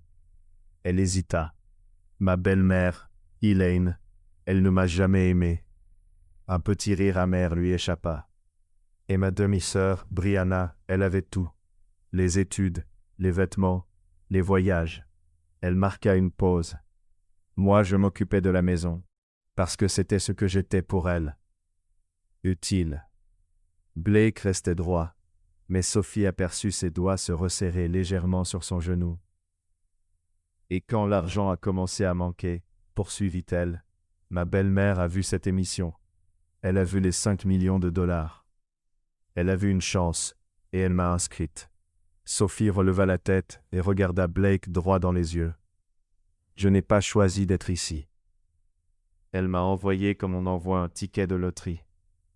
À cet instant précis, sur Ashford Street, Elaine regardait la diffusion en direct, figée sur son canapé, incapable de bouger. Brianna était assise à côté d'elle, la bouche entr'ouverte.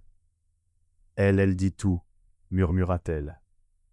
Elaine ne répondit pas, parce que des millions de personnes écoutaient.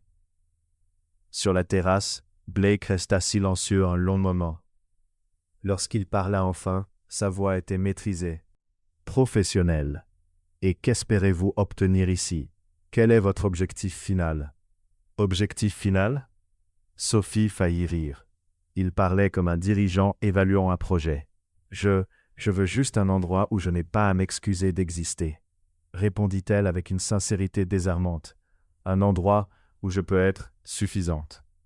Blake hocha la tête, le visage toujours impassible, compréhensible. Mais pendant une fraction de seconde, si brève que les caméras faillirent la manquer, quelque chose changea dans son regard.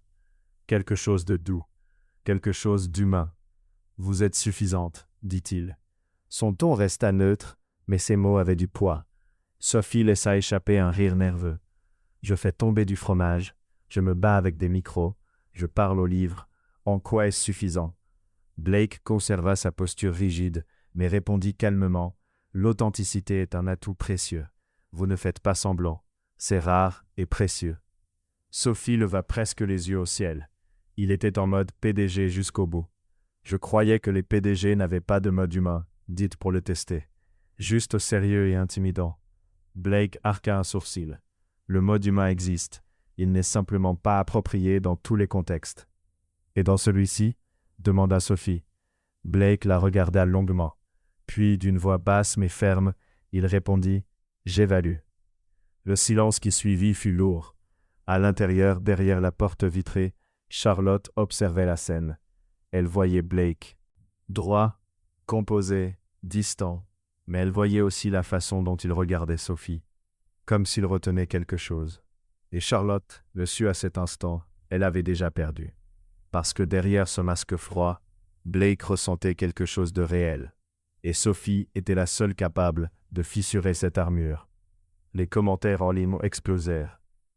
Il essaie d'être froid, mais ses yeux le trahissent. Quand il a dit « Tu es suffisante », je l'ai ressenti. Charlotte regarde par la fenêtre. Elle sait qu'elle a perdu. La belle-mère doit être furieuse en ce moment. Dans la rue Ashford, Elaine éteignit la télévision, les mains tremblantes. Le monde entier était désormais du côté de Sophie. 3 jours passèrent depuis la conversation sur la terrasse. 3 jours durant lesquels Charlotte quitta à peine sa chambre, tentant de digérer le fait que Blake avait regardé Sophie comme il ne l'avait jamais regardée. 3 jours durant lesquels Sophie essayait de comprendre ce que cela signifiait, quand quelqu'un vous appelait un atout précieux avec ce ton-là. Et maintenant, le soir du gala annuel de la Fondation Harrington, Sophie était prisonnière d'une robe qu'elle n'avait pas choisie et de chaussures qui la détestaient clairement. « J'ai l'air d'un sapin de Noël », marmonna-t-elle devant le miroir de sa chambre. La robe était longue, bleu profond, élégante, simple, raffinée. Rien d'excessif, rien de tape à l'œil. Mais pour Sophie, qui avait passé sa vie dans des vêtements de seconde main, portait une combinaison spatiale. Et les chaussures. Les chaussures étaient clairement un instrument de torture inventé par quelqu'un qui détestait les pieds. Comment les gens marchent-ils avec ça? Elle tenta de faire 2 pas, faillit tomber. C'est un test d'équilibre ou un événement mondain. Son regard se posa sur le livre du petit canard, posé sur la commode. « Tu as de la chance de ne pas avoir de pieds. » On frappa à la porte. « Mademoiselle Miller, » dit la voix de l'assistante. « Monsieur Harrington vous attend dans le hall principal. Les caméras sont déjà prêtes à filmer les entrées. » Bien sûr, les caméras. Toujours les caméras. Sophie inspira profondément, attrapa une petite pochette, vide. Qu'est-ce qu'elle était censée mettre dedans? Le livre du canard? Elle ouvrit la porte. L'assistante sourit. « Vous êtes magnifique. J'ai surtout l'impression que je vais tomber d'une seconde à l'autre. » Ça aussi. Mais vous êtes quand même magnifique. La grande salle avait été transformée en un véritable conte de fées, version corporate. D'immenses lustres scintillaient au plafond. Les tables étaient décorées de compositions florales élégantes. Aucune attachée avec du fil de pêche. Sophie avait vérifié. Un quatuor à cordes jouait en direct, tandis que les invités affluaient, vêtus de robes de soirée et de smoking qui coûtaient probablement plus cher que toute la maison d'Ashford Street. Les caméras étaient parfaitement positionnées, une à l'entrée principale pour filmer les entrées. Arrivées, 2 sur les côtés de la salle, et une discrète, en hauteur, offrant une vue panoramique. Tout était diffusé en direct. Sophie descendit l'escalier lentement, s'accrochant à la rambarde, comme si sa vie en dépendait. Blake se tenait au centre de la salle, dos à l'escalier, en pleine conversation avec un groupe de dirigeants. Son smoking était impeccable, comme s'il avait été taillé exclusivement pour lui. Cheveux parfaitement coiffés, posture droite, expression maîtrisée, professionnelle. L'un des cadres leva les yeux, aperçut Sophie dans l'escalier, et sourit. Il murmura quelque chose à Blake. Blake se retourna. La caméra capta tout. La façon dont il s'arrêta net au milieu de sa phrase. La façon dont son regard se fixa sur elle, incapable de s'en détacher. Et surtout, ce bref instant, à peine une fraction de seconde, où le masque corporate glissa complètement, laissant apparaître quelque chose de brut, de sincère, de surpris. Une expression que Blake Harrington n'avait jamais montrée à l'écran auparavant. De la pure admiration. Plus tard, les monteurs de l'émission classeraient ce moment comme le 2e plus regardé de toute la saison. Sophie sentit ses joues s'échauffer sous le poids de ce regard et manqua de trébucher sur la dernière marche. Blake se ressaisit rapidement, remettant son masque neutre en place. Mais c'était trop tard. Les caméras l'avaient vu. Internet l'avait vu. Il s'excusa brièvement auprès du groupe et s'avança vers elle à pas mesurés, parfaitement contrôlés. « Vous » commença-t-il, puis s'arrêta, cherchant visiblement le mot juste dans son vocabulaire parfaitement poli. Un mot qui ne le rendrait pas trop vulnérable. « Inconfortable » proposa Sophie. « Parce que je le suis. Ces chaussures sont des instruments de torture médiévaux. » Blake faillit sourire. Faillit.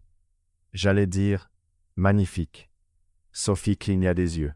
« Oh, eh bien, inconfortable marche aussi. » Sur Ashford Street, Brianna pointa l'écran du doigt. « Maman, tu as vu son visage ?» Il bavait presque. Elaine se pencha en avant, les yeux brillants. « Je l'ai vu. J'ai tout vu. » Avant que Sophie ne puisse répondre, Charlotte apparut de l'autre côté de la salle. Elle était impeccable. Une longue robe rouge ajustée, au décolleté élégant, les cheveux relevés en un chignon sophistiqué. Des bijoux discrets, mais visiblement coûteux. Et ce sourire, celui de quelqu'un qui croyait encore pouvoir gagner. Elle se dirigea droit vers Blake, ignorant complètement Sophie, parfaitement consciente que chaque mouvement était filmé. « Blake !» Charlotte tendit la main avec une grâce parfaitement maîtrisée. « Tu es magnifique ce soir. » Blake lui serra la main poliment, mais sans ce regard. « Charlotte, tu es très élégante aussi. » Charlotte garda sa main une seconde de trop.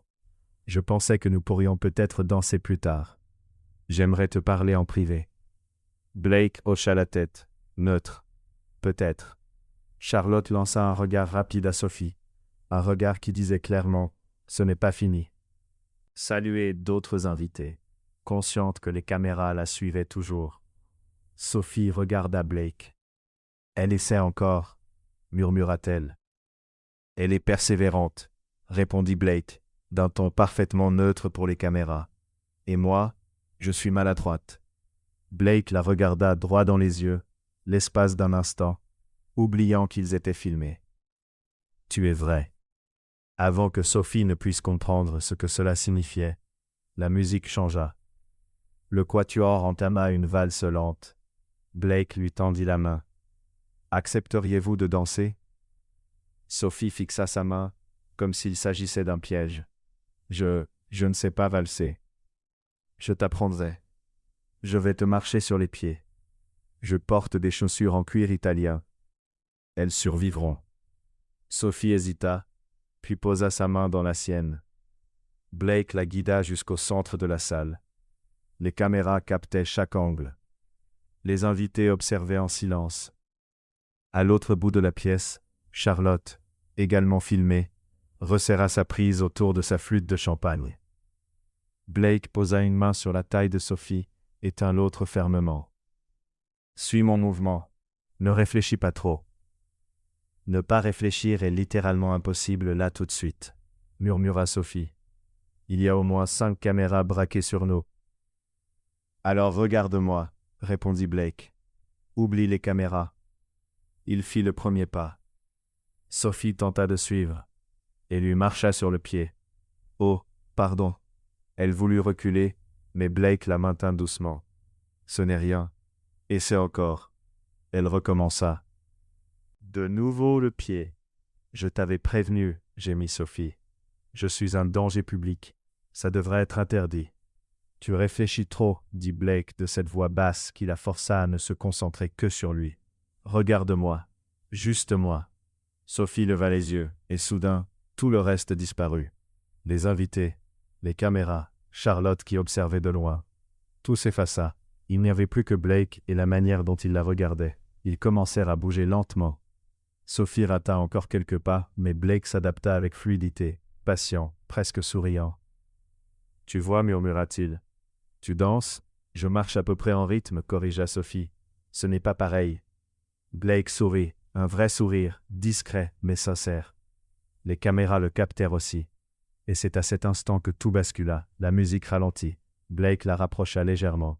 Le cœur de Sophie s'emballa. Ils étaient si proches qu'elle pouvait distinguer chaque détail de son regard. La façon dont ses yeux descendirent une seconde vers ses lèvres, avant de revenir aux siennes. Toute la salle, et des millions de spectateurs, retinrent leur souffle. Blake se pencha de quelques centimètres. Sophie ferma les yeux. Monsieur Harrington, un homme en costume gris, apparut de nulle part, un large sourire sur le visage, totalement inconscient du moment qu'il venait de briser. « Nous avons besoin d'une photo avec les principaux donateurs, tout de suite. C'est urgent. » Blake se figea. Il inspira profondément, ferma les yeux une seconde. À la recherche d'une patience qu'il n'avait pas. « Bien sûr, » répondit-il, d'une voix calme mais tendue. Une seconde. L'homme l'attrapait déjà par le bras. « Juste une minute. Allez, allez. » Blake regarda Sophie. Dans ses yeux, il y avait quelque chose. De la frustration, du regret et une promesse silencieuse. « Je reviens, » dit-il. Et il fut entraîné de l'autre côté de la salle. Sophie resta seule au milieu de la piste de danse, essayant de comprendre ce qui venait presque de se produire. « J'ai failli, nous avons failli, » murmura-t-elle. Charlotte apparut à ses côtés, le sourire glacé. « Presque ne compte pas, ma chère. » Sophie la regarda. « Tu n'as toujours pas abandonné. »« Je n'abandonne jamais, Sophie, » répondit Charlotte d'une voix basse et tranchante. « Je m'adapte. » Elle s'éloigna, laissant Sophie seule. Sur Ashford Street, Hélène était littéralement collée à l'écran. « Il allait l'embrasser !» cria Brianna. « Maman, il allait vraiment l'embrasser !» Hélène sourit, un sourire avide, calculateur. « 5 millions, Brianna. 5 millions. ou un baiser à un souffle de distance. De retour dans la salle de bal, Sophie regarda Blake, coincé en train de poser avec des donateurs influents, visiblement agacé, le corps tendu. Puis il la regarda à son tour. Et Sophie sut une chose avec certitude. Ce n'était pas fini. En réalité, tout ne faisait que commencer. Le lendemain matin, une lumière froide et limpide traversait les grandes fenêtres du bureau. Sophie était assise dans un fauteuil en cuir, les mains moites, vêtue d'une tenue beige simple qui la faisait paraître encore plus jeune. À côté d'elle, Charlotte occupait son siège impeccable dans un tailleur blanc, dos droit, menton relevé, comme si elle s'apprêtait à conclure un contrat à plusieurs milliards, ce qui techniquement était le cas. Les caméras étaient installées, 3, capturant chaque angle, chaque expression, chaque respiration. Blake se tenait devant la cheminée éteinte, les mains dans les poches. Son costume gris foncé était parfait, son visage calme, mais ses épaules, lourdes. « Merci d'être ici », commença-t-il, la voix calme, parfaitement maîtrisée. « Vous êtes arrivés toutes les deux jusqu'au bout, et cela en soi a une vraie valeur. » L'estomac de Sophie se noie. C'est réel, ça arrive vraiment. À Ashford Street, Elaine était assise au bord du canapé, si près de la télévision que Brianna craignait presque qu'elle traverse l'écran. « C'est aujourd'hui, » murmura Elaine, les mains légèrement tremblantes autour d'une tasse de café froid. « Aujourd'hui, il décide. Aujourd'hui, on obtient 5 millions de dollars. » Brianna s'assit à côté d'elle, se rongeant les ongles. « Maman, et s'il ne choisit pas Sophie ?»« Il la choisira, » répondit Elaine avec une conviction forcée. « Tu as vu comment il la regardait au bal. Il était complètement captivé. »« Mais Charlotte est tellement plus appropriée, » murmura Brianna. Elaine secoua la tête. « Peu importe, les hommes comme lui ne choisissent pas ce qui est approprié. Ils choisissent ce qui les fait ressentir quelque chose. » Et cette Sophie maladroite, avec sa manière un peu ridicule, elle lui fait ressentir quelque chose. Brianna regarda sa mère. « Tu penses vraiment que ça va marcher ?» Elaine sourit. Ce même sourire calculateur et avide. 5 millions, Brianna. 5 millions pour effacer toutes les dettes, acheter une nouvelle maison, t'inscrire dans ce collège privé dont tu rêves. Tout. Elle serra la tasse plus fort. Sophie va enfin servir à quelque chose. De retour dans le bureau, Blake regarda Charlotte en premier. « Charlotte, souhaitez-vous prendre la parole ?» Charlotte se leva avec une élégance parfaitement maîtrisée. Elle lissa son tailleur et se tourna vers Blake avec ce sourire confiant qu'elle avait perfectionné au fil des années. « Blake, » commença-t-elle d'une voix ferme et assurée. « Je suis venu ici avec un objectif clair, construire quelque chose de plus grand que nous deux. » Elle marqua une pause. « Ma famille dispose de relations capables d'étendre Harrington Books vers des marchés internationaux encore inexploités. J'ai de l'expérience dans l'organisation d'événements de haut niveau. Je comprends le monde dans lequel vous évoluez, la pression, les attentes, les responsabilités. Un silence calculé. Je peux être votre partenaire, pas seulement votre épouse, mais votre partenaire stratégique. Ensemble, nous pourrions bâtir un empire qui durerait des générations. » C'était un discours parfait, soigné, puissant, irréprochable. À Ashford Street, Elaine ricana. Trop technique, trop froid. Ce n'est pas ce qu'il veut. Blake hocha la tête, impassible. « Merci, Charlotte. » Charlotte se rassit avec grâce, croisant les jambes. Mais Sophie remarqua ses mains crispées sur ses genoux. Blake se tourna vers elle. « Sophie. » Sophie se leva lentement, les jambes tremblantes. Elle fouilla dans la poche de son manteau, puis fronça les sourcils. « J'avais des notes, » avoua-t-elle. « J'ai écrit 3 pages, mais je crois que je les ai laissées dans ma chambre, ou dans l'autre manteau, ou je les ai perdues. » À Ashford Street, Brianna gémit. Elle a perdu ses notes, sérieusement. Elaine se pencha en avant. Silence. Laissez-la parler. Charlotte esquissa un petit sourire satisfait. Blake, à la surprise générale, faillit sourire aussi. Sophie inspira profondément. Bon, alors sans note. Elle regarda Blake, puis Charlotte, puis de nouveau Blake. Je n'ai pas de connexion internationale, commença-t-elle avec une honnêteté brutale. J'ai à peine des relations nationales. Je ne sais pas organiser des événements d'entreprise. J'ai déjà du mal à organiser ma propre vie. Un léger souffle parcourut la pièce. Et je ne comprends clairement pas le monde dans lequel vous vivez, Blake. Parce qu'il y a encore une semaine, je pensais que le vin rouge était juste, du vin qui était rouge. Charlotte leva discrètement les yeux au ciel. Mais Sophie continua, sa voix gagnant en force. Mais je sais une chose. Je sais ce que ça fait d'être invisible toute sa vie. C'est ce que c'est que de se réveiller chaque matin en pensant qu'on ne compte pas, qu'on n'a aucune valeur, qu'on existe uniquement pour servir les autres. Elle fixa Blake droit dans les yeux. Et depuis que je suis ici, pour la première fois de ma vie, quelqu'un m'a regardé. Pas comme un problème, pas comme un poids, mais comme une personne. À Ashford Street, Elaine était littéralement collée à l'écran. Oui, oui, continue Sophie. Blake ne détourna pas le regard. Sophie avala difficilement sa salive, les yeux brûlants. Je ne sais pas si je suis le bon choix. Je ne sais pas si je peux être une partenaire stratégique ou aider à bâtir un empire. Sa voix tremblait, mais elle continua. Mais je sais une chose. Si vous me choisissez, je me lèverai chaque matin reconnaissante d'avoir été vue. Et je vous verrai en retour. Vraiment. Elle leva les yeux vers lui. Pas le PDG, pas le milliardaire.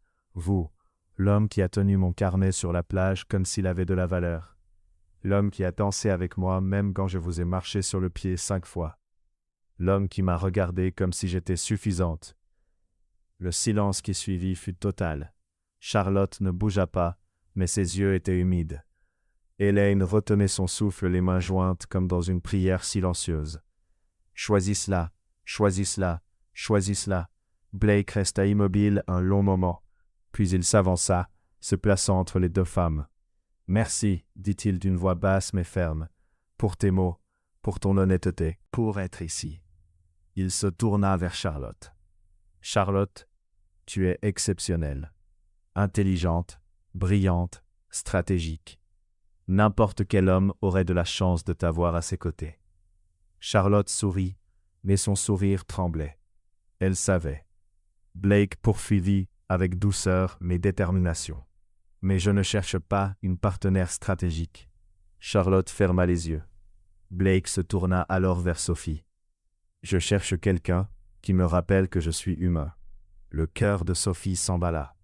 Sur Ashford Street, Elaine bondit du canapé. Il va la choisir, Brianna. Il va la choisir. Blake fit un pas vers Sophie. Quelqu'un qui parle au livre, qui se dispute avec du fromage, qui me fait sourire sans essayer. Il s'arrêta juste devant elle. Quelqu'un de vrai. Sophie avait à peine la force de respirer. Moi, vous me choisissez, moi? Oui, répondit Blake. Et pour la première fois depuis le début de l'émission, il sourit vraiment. Un sourire entier, sincère, qui transforma son visage. Je te choisis. Sur Ashford Street, Elaine hurla si fort que les voisins frappèrent contre les murs. 5 millions. 5 millions de dollars. Elle tournait sur elle-même, riant, pleurant, serrant Brianna dans ses bras. On l'a fait. Cette fille inutile a enfin fait quelque chose de bien. Brianna riait aussi, calculant déjà tout ce qu'elles allaient pouvoir acheter. Sophie laissa échapper un son à mi-chemin entre le rire et le sanglot. Mais je ne sais même pas ce que je fais. Je sais, répondit Blake, avec chaleur. Et c'est exactement pour ça que je t'ai choisi. Charlotte se leva lentement, ramassa son sac avec des gestes parfaitement contrôlés. Elle regarda Blake, puis Sophie. « Félicitations, dit-elle. » Malgré la douleur dans son regard, il y avait une vraie sincérité. « Prends soin de lui, Sophie. Il mérite quelqu'un qui le voit vraiment. » Sophie hocha la tête, incapable de parler. Charlotte se dirigea vers la porte, droite, digne. Elle s'arrêta une dernière fois sur le seuil. « Et Sophie, dit-elle avec un sourire triste, tu n'as pas gagné parce que tu as mieux joué. Tu as gagné parce que tu ne jouais pas. » Sophie resta immobile, essayant de tout comprendre, regardant Blake comme s'il était un mirage prêt à disparaître. C'est réel, murmura-t-elle. Blake tendit la main. Très réel. Sophie prit sa main, sentant sa solidité, sa chaleur, sa réalité.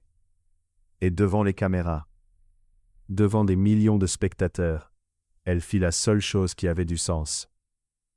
Elle rit. Un vrai rire, soulagé, incrédule. Il faut vraiment que j'arrête de perdre mes notes, dit-elle. Blake rit aussi. Et pour la première fois depuis longtemps, ce rire n'était pas forcé.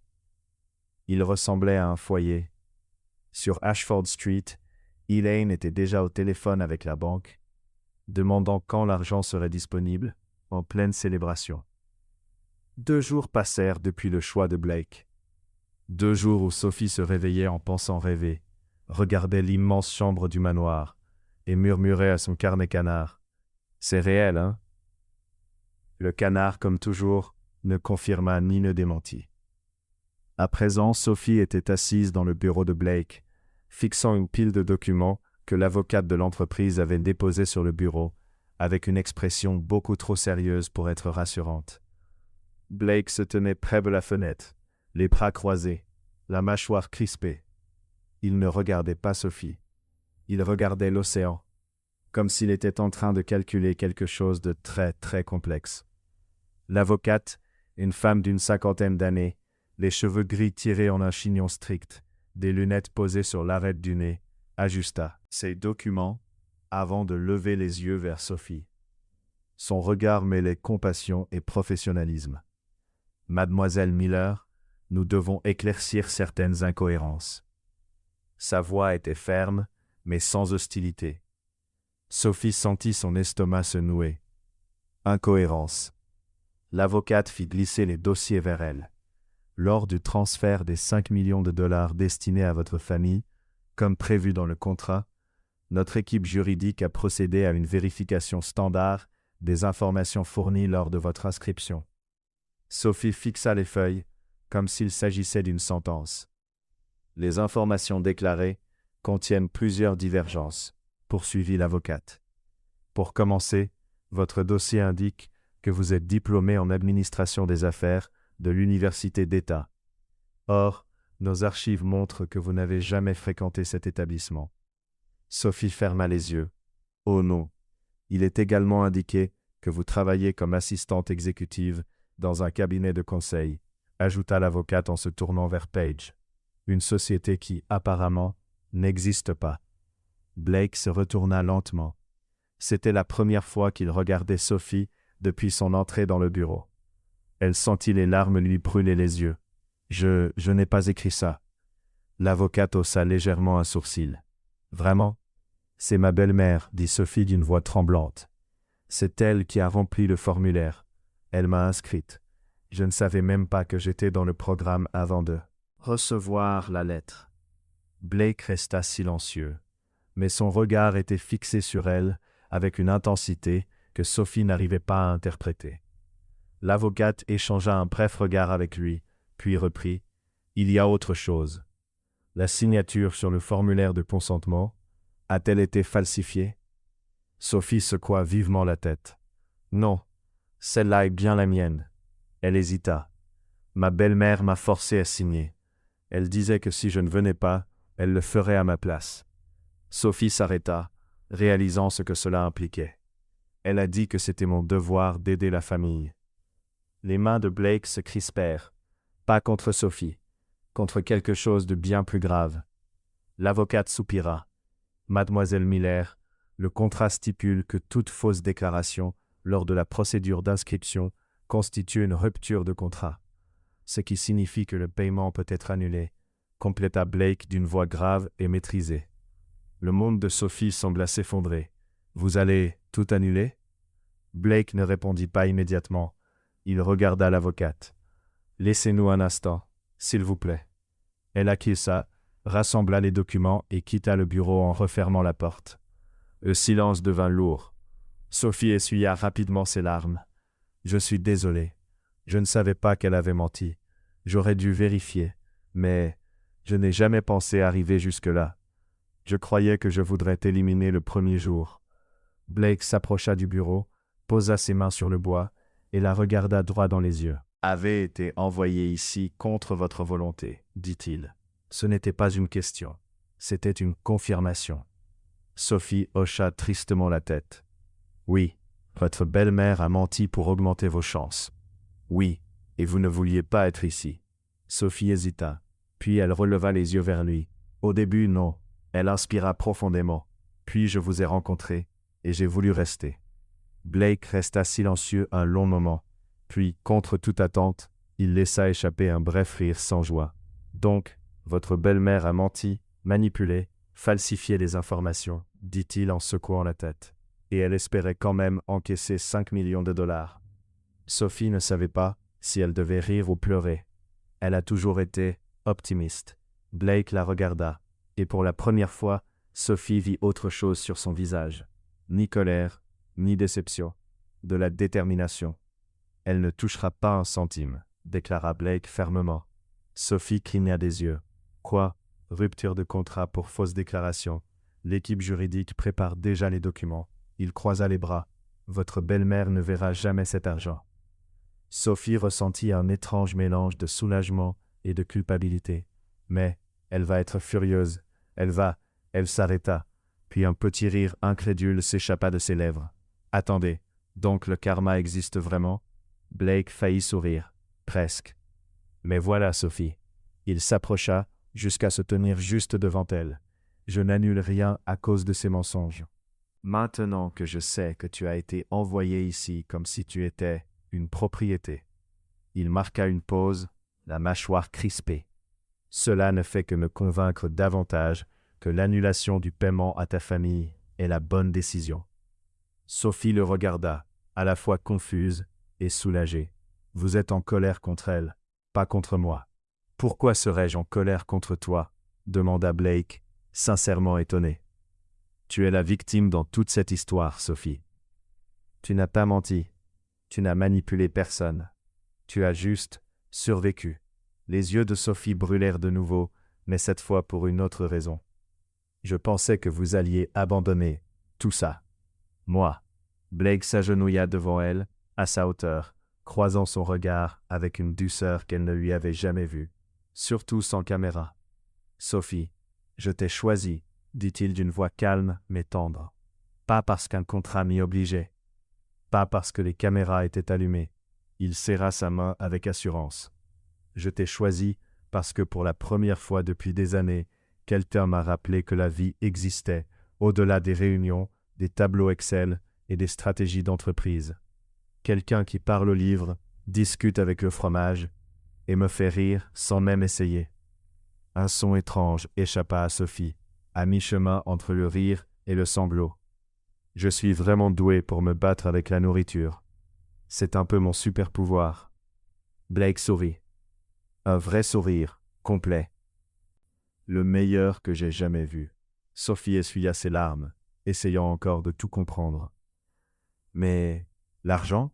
Le contrat disait que la famille de la personne choisie recevrait 5 millions. Si vous annulez le paiement, vous ne romprez pas le contrat, vous aussi ? » Blake secoua la tête. « La clause de fausse déclaration annule le paiement à la partie qui a commis la fraude. » Puis il s'arrêta, choisissant ses mots avec soin. « L'argent qui était destiné à ta famille, je veux te le donner directement, pour que tu puisses commencer ta propre vie. Loin de cette maison, loin des gens qui t'ont fait croire que tu ne comptais pas. » Sophie se figea complètement. « Vous voulez me donner 5 millions de dollars ? Oui, c'est complètement fou. » Elle se leva, faisant quelques pas, paniquée. « Vous me connaissez à peine. J'ai fait tomber une meule de fromage. Je parle au livre.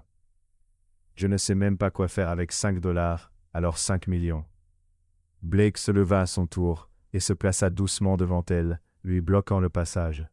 « Alors apprends, » dit-il calmement. « Utilise cet argent pour découvrir qui tu es, quand plus personne ne te dit quoi faire. Voyage, étudie. Ouvre cette librairie d'occasion dont tu as parlé pendant ta présentation. » Il posa ses mains avec douceur sur ses épaules. « Sois libre, Sophie. » Elle le regarda, les larmes coulant librement maintenant. Mais pourquoi? Pourquoi feriez-vous ça? Blake prit son visage entre ses mains, regardait droit dans les yeux, sans barrière, sans masque de PDG. Parce que je suis tombé amoureux de toi, Sophie Miller, dit-il doucement, sincèrement, complètement, et je veux que tu aies enfin la chance de vivre la vie que tu mérites. Pas par obligation, pas comme un paiement, mais parce que tu mérites d'être heureuse. Sophie ne put plus se retenir. Les larmes coulèrent, mais cette fois, c'étaient des larmes de soulagement, de joie, de quelque chose qu'elle n'avait jamais cru possible. Alors, murmura-t-elle d'une voix tremblante, le karma existe vraiment, hein? Ma belle-mère perd tout, et moi, j'obtiens une vie. Blake sourit. Ça me semble juste. Sophie laissa échapper un rire mouillé. Elle va encore plus me détester. Elle te détestait déjà, répondit Blake avec simplicité. Au moins, maintenant tu n'as plus à vivre avec elle. Et puis Blake l'embrassa, sans caméra, sans public, sans diffusion en direct, sans stratégie, juste deux, dans le silence feutré du bureau, avec le bruit de l'océan au loin. Et c'était réel, complètement, parfaitement réel. Lorsqu'ils se séparèrent enfin, Sophie riait et pleurait à la fois. Un mélange chaotique, exactement à l'image de ce qu'elle ressentait. « Je pense toujours que tu es fou », dit-elle en posant son front contre le sien. « Probablement », répondit Blake en souriant comme il ne l'avait jamais fait devant une caméra. « Mais je ne me suis jamais senti aussi lucide de toute ma vie. » Sophie le regarda vraiment. Elle ne vit ni le milliardaire, ni le PDG des couvertures de magazines. Elle vit simplement Blake, celui qui avait tenu son livre sur la plage, celui qui avait dansé avec elle même après qu'elle lui ait marché 5 fois sur le pied, celui qui l'avait vue quand elle était invisible. « Alors, que se passait-il maintenant » demanda Sophie. Blake sourit. « Maintenant tu signes quelques documents très ennuyeux avec l'avocat. Tu reçois 5 millions de dollars. » Il s'arrêta, la regardant avec ce regard qui faisait toujours oublier à Sophie comment respirer. Et ensuite, on trouve la suite ensemble. Sophie hocha la tête, encore incrédule. Ensemble, j'aime bien ce mot. Moi aussi. Mais dans la rue Ashford, au même instant, le téléphone d'Hélène sonna. Un numéro professionnel, officiel, froid. Elle répondit avec un immense sourire, certaine d'entendre la confirmation du transfert. Ce qu'elle entendit fut tout autre. « Madame Elaine Miller, ici Patricia Chen, du service juridique de la société Harrington. Je vous appelle pour vous informer qu'en raison de graves incohérences et de fausses informations fournies dans le formulaire de candidature, le paiement de 5 millions de dollars a été officiellement annulé pour rupture de contrat. Vous recevrez la documentation formelle par courrier dans les prochains jours. Bonne journée. » Clic, Hélène resta figée, le téléphone toujours à la main. Brianna la regarda, confuse. « Maman, qu'est-ce qui se passe ?» Hélène ne répondit pas. Elle ne le pouvait pas, parce qu'en un seul appel, tout ce qu'elle avait planifié, tout ce sur quoi elle avait compté, tout ce qu'elle croyait garanti, venait de disparaître. Et Sophie Miller, la belle-fille qu'elle avait toujours traitée comme si elle ne comptait pas, venait de tout gagner. 6 mois passèrent depuis ce jour dans le bureau. 6 mois depuis ce baiser sans caméra. 6 mois depuis que Blake avait annulé le paiement destiné à la famille et proposé l'argent directement à Sophie pour qu'elle commence sa propre vie. Et pendant ces mois, beaucoup de choses changèrent. Hélène et Brianna durent vendre la maison de la rue Ashford pour rembourser leurs dettes. Elles vivaient désormais dans un petit appartement d'une chambre, partageant chaque dépense. Hélène travaillait de nuit comme caissière dans une épicerie. Brianna servait des cafés dans un petit café de quartier, son tout premier vrai travail à 25 ans. Sophie, elle, n'appela jamais, ne rendit jamais visite, n'envoya jamais un message. Elle avait tourné la page. Sophie utilisa une partie de l'argent pour réaliser un vieux rêve. Elle ouvrit la bibliothèque du Petit Canard. L'enseigne était simple, peinte à la main, avec un petit canard jaune dessiné dans un coin. L'endroit était modeste, 2 pièces rénovées au centre-ville de Portland, mais débordées de vie.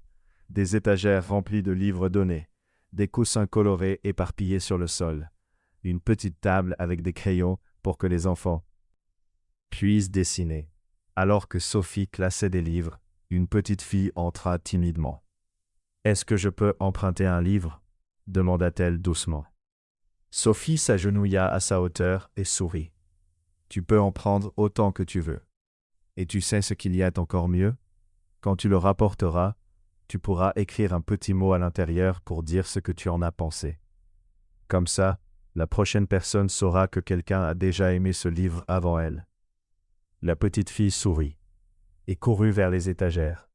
Sophie observa la petite bibliothèque, modeste mais pleine de vie. Elle était à elle, son rêve, son cœur, et elle était parfaite. Chez Harrington Books, Blake avait lui aussi changé.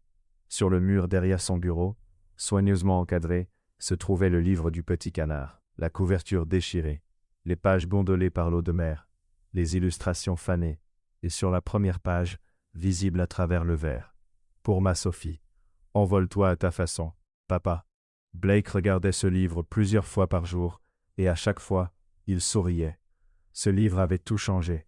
Et maintenant, enfin, le jour était arrivé. La plage de Portland était exactement comme le jour de leur rencontre. Les vagues frappant le sable, la brise fraîche, le ciel bleu parsemé de nuages blancs. Il n'y avait ni chaise décorée, ni arche fleurie, ni caméra. Juste 20 personnes, des amis proches, l'assistante bienveillante et un officier d'état civil souriant. Sophie portait une simple robe blanche en coton. Nue, un petit bouquet de fleurs sauvages à la main, et le livre du petit canard serré contre elle. Blake était pieds nus lui aussi. Pantalon en lin beige, chemise blanche, cheveux ébouriffés par le vent. Exactement comme le jour où ils s'étaient rencontrés. Sophie commença à avancer dans le sable. 3 pas, puis elle trébucha sur un trou invisible. « Je n'arrive même pas à marcher sans créer du drame », cria Sophie en riant. « C'est pour ça que je t'aime », répondit Blake. Les invités éclatèrent de rire. Sophie arriva jusqu'à lui, souriante. « Tu y es arrivé », murmura Blake. « De justesse », répondit-elle. L'officiant sourit. « C'est la cérémonie la plus sincère que j'ai jamais célébrée. » Blake demanda à parler en premier. « Sophie Miller, » commença-t-il en tenant ses mains. « J'ai passé des années à construire une vie qui semblait parfaite, mais qui était vide. » Il inspira.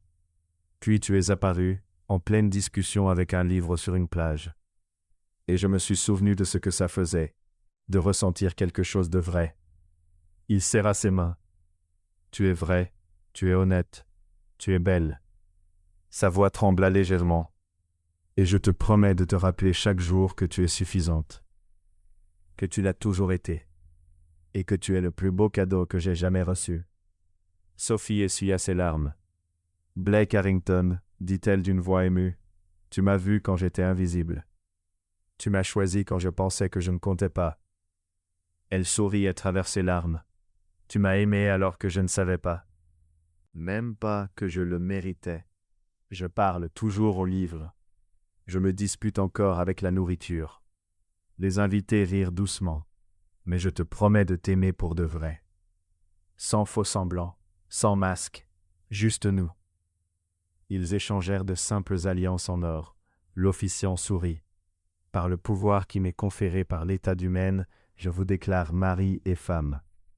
Vous pouvez. » Blake embrassait déjà Sophie. Les invités applaudirent.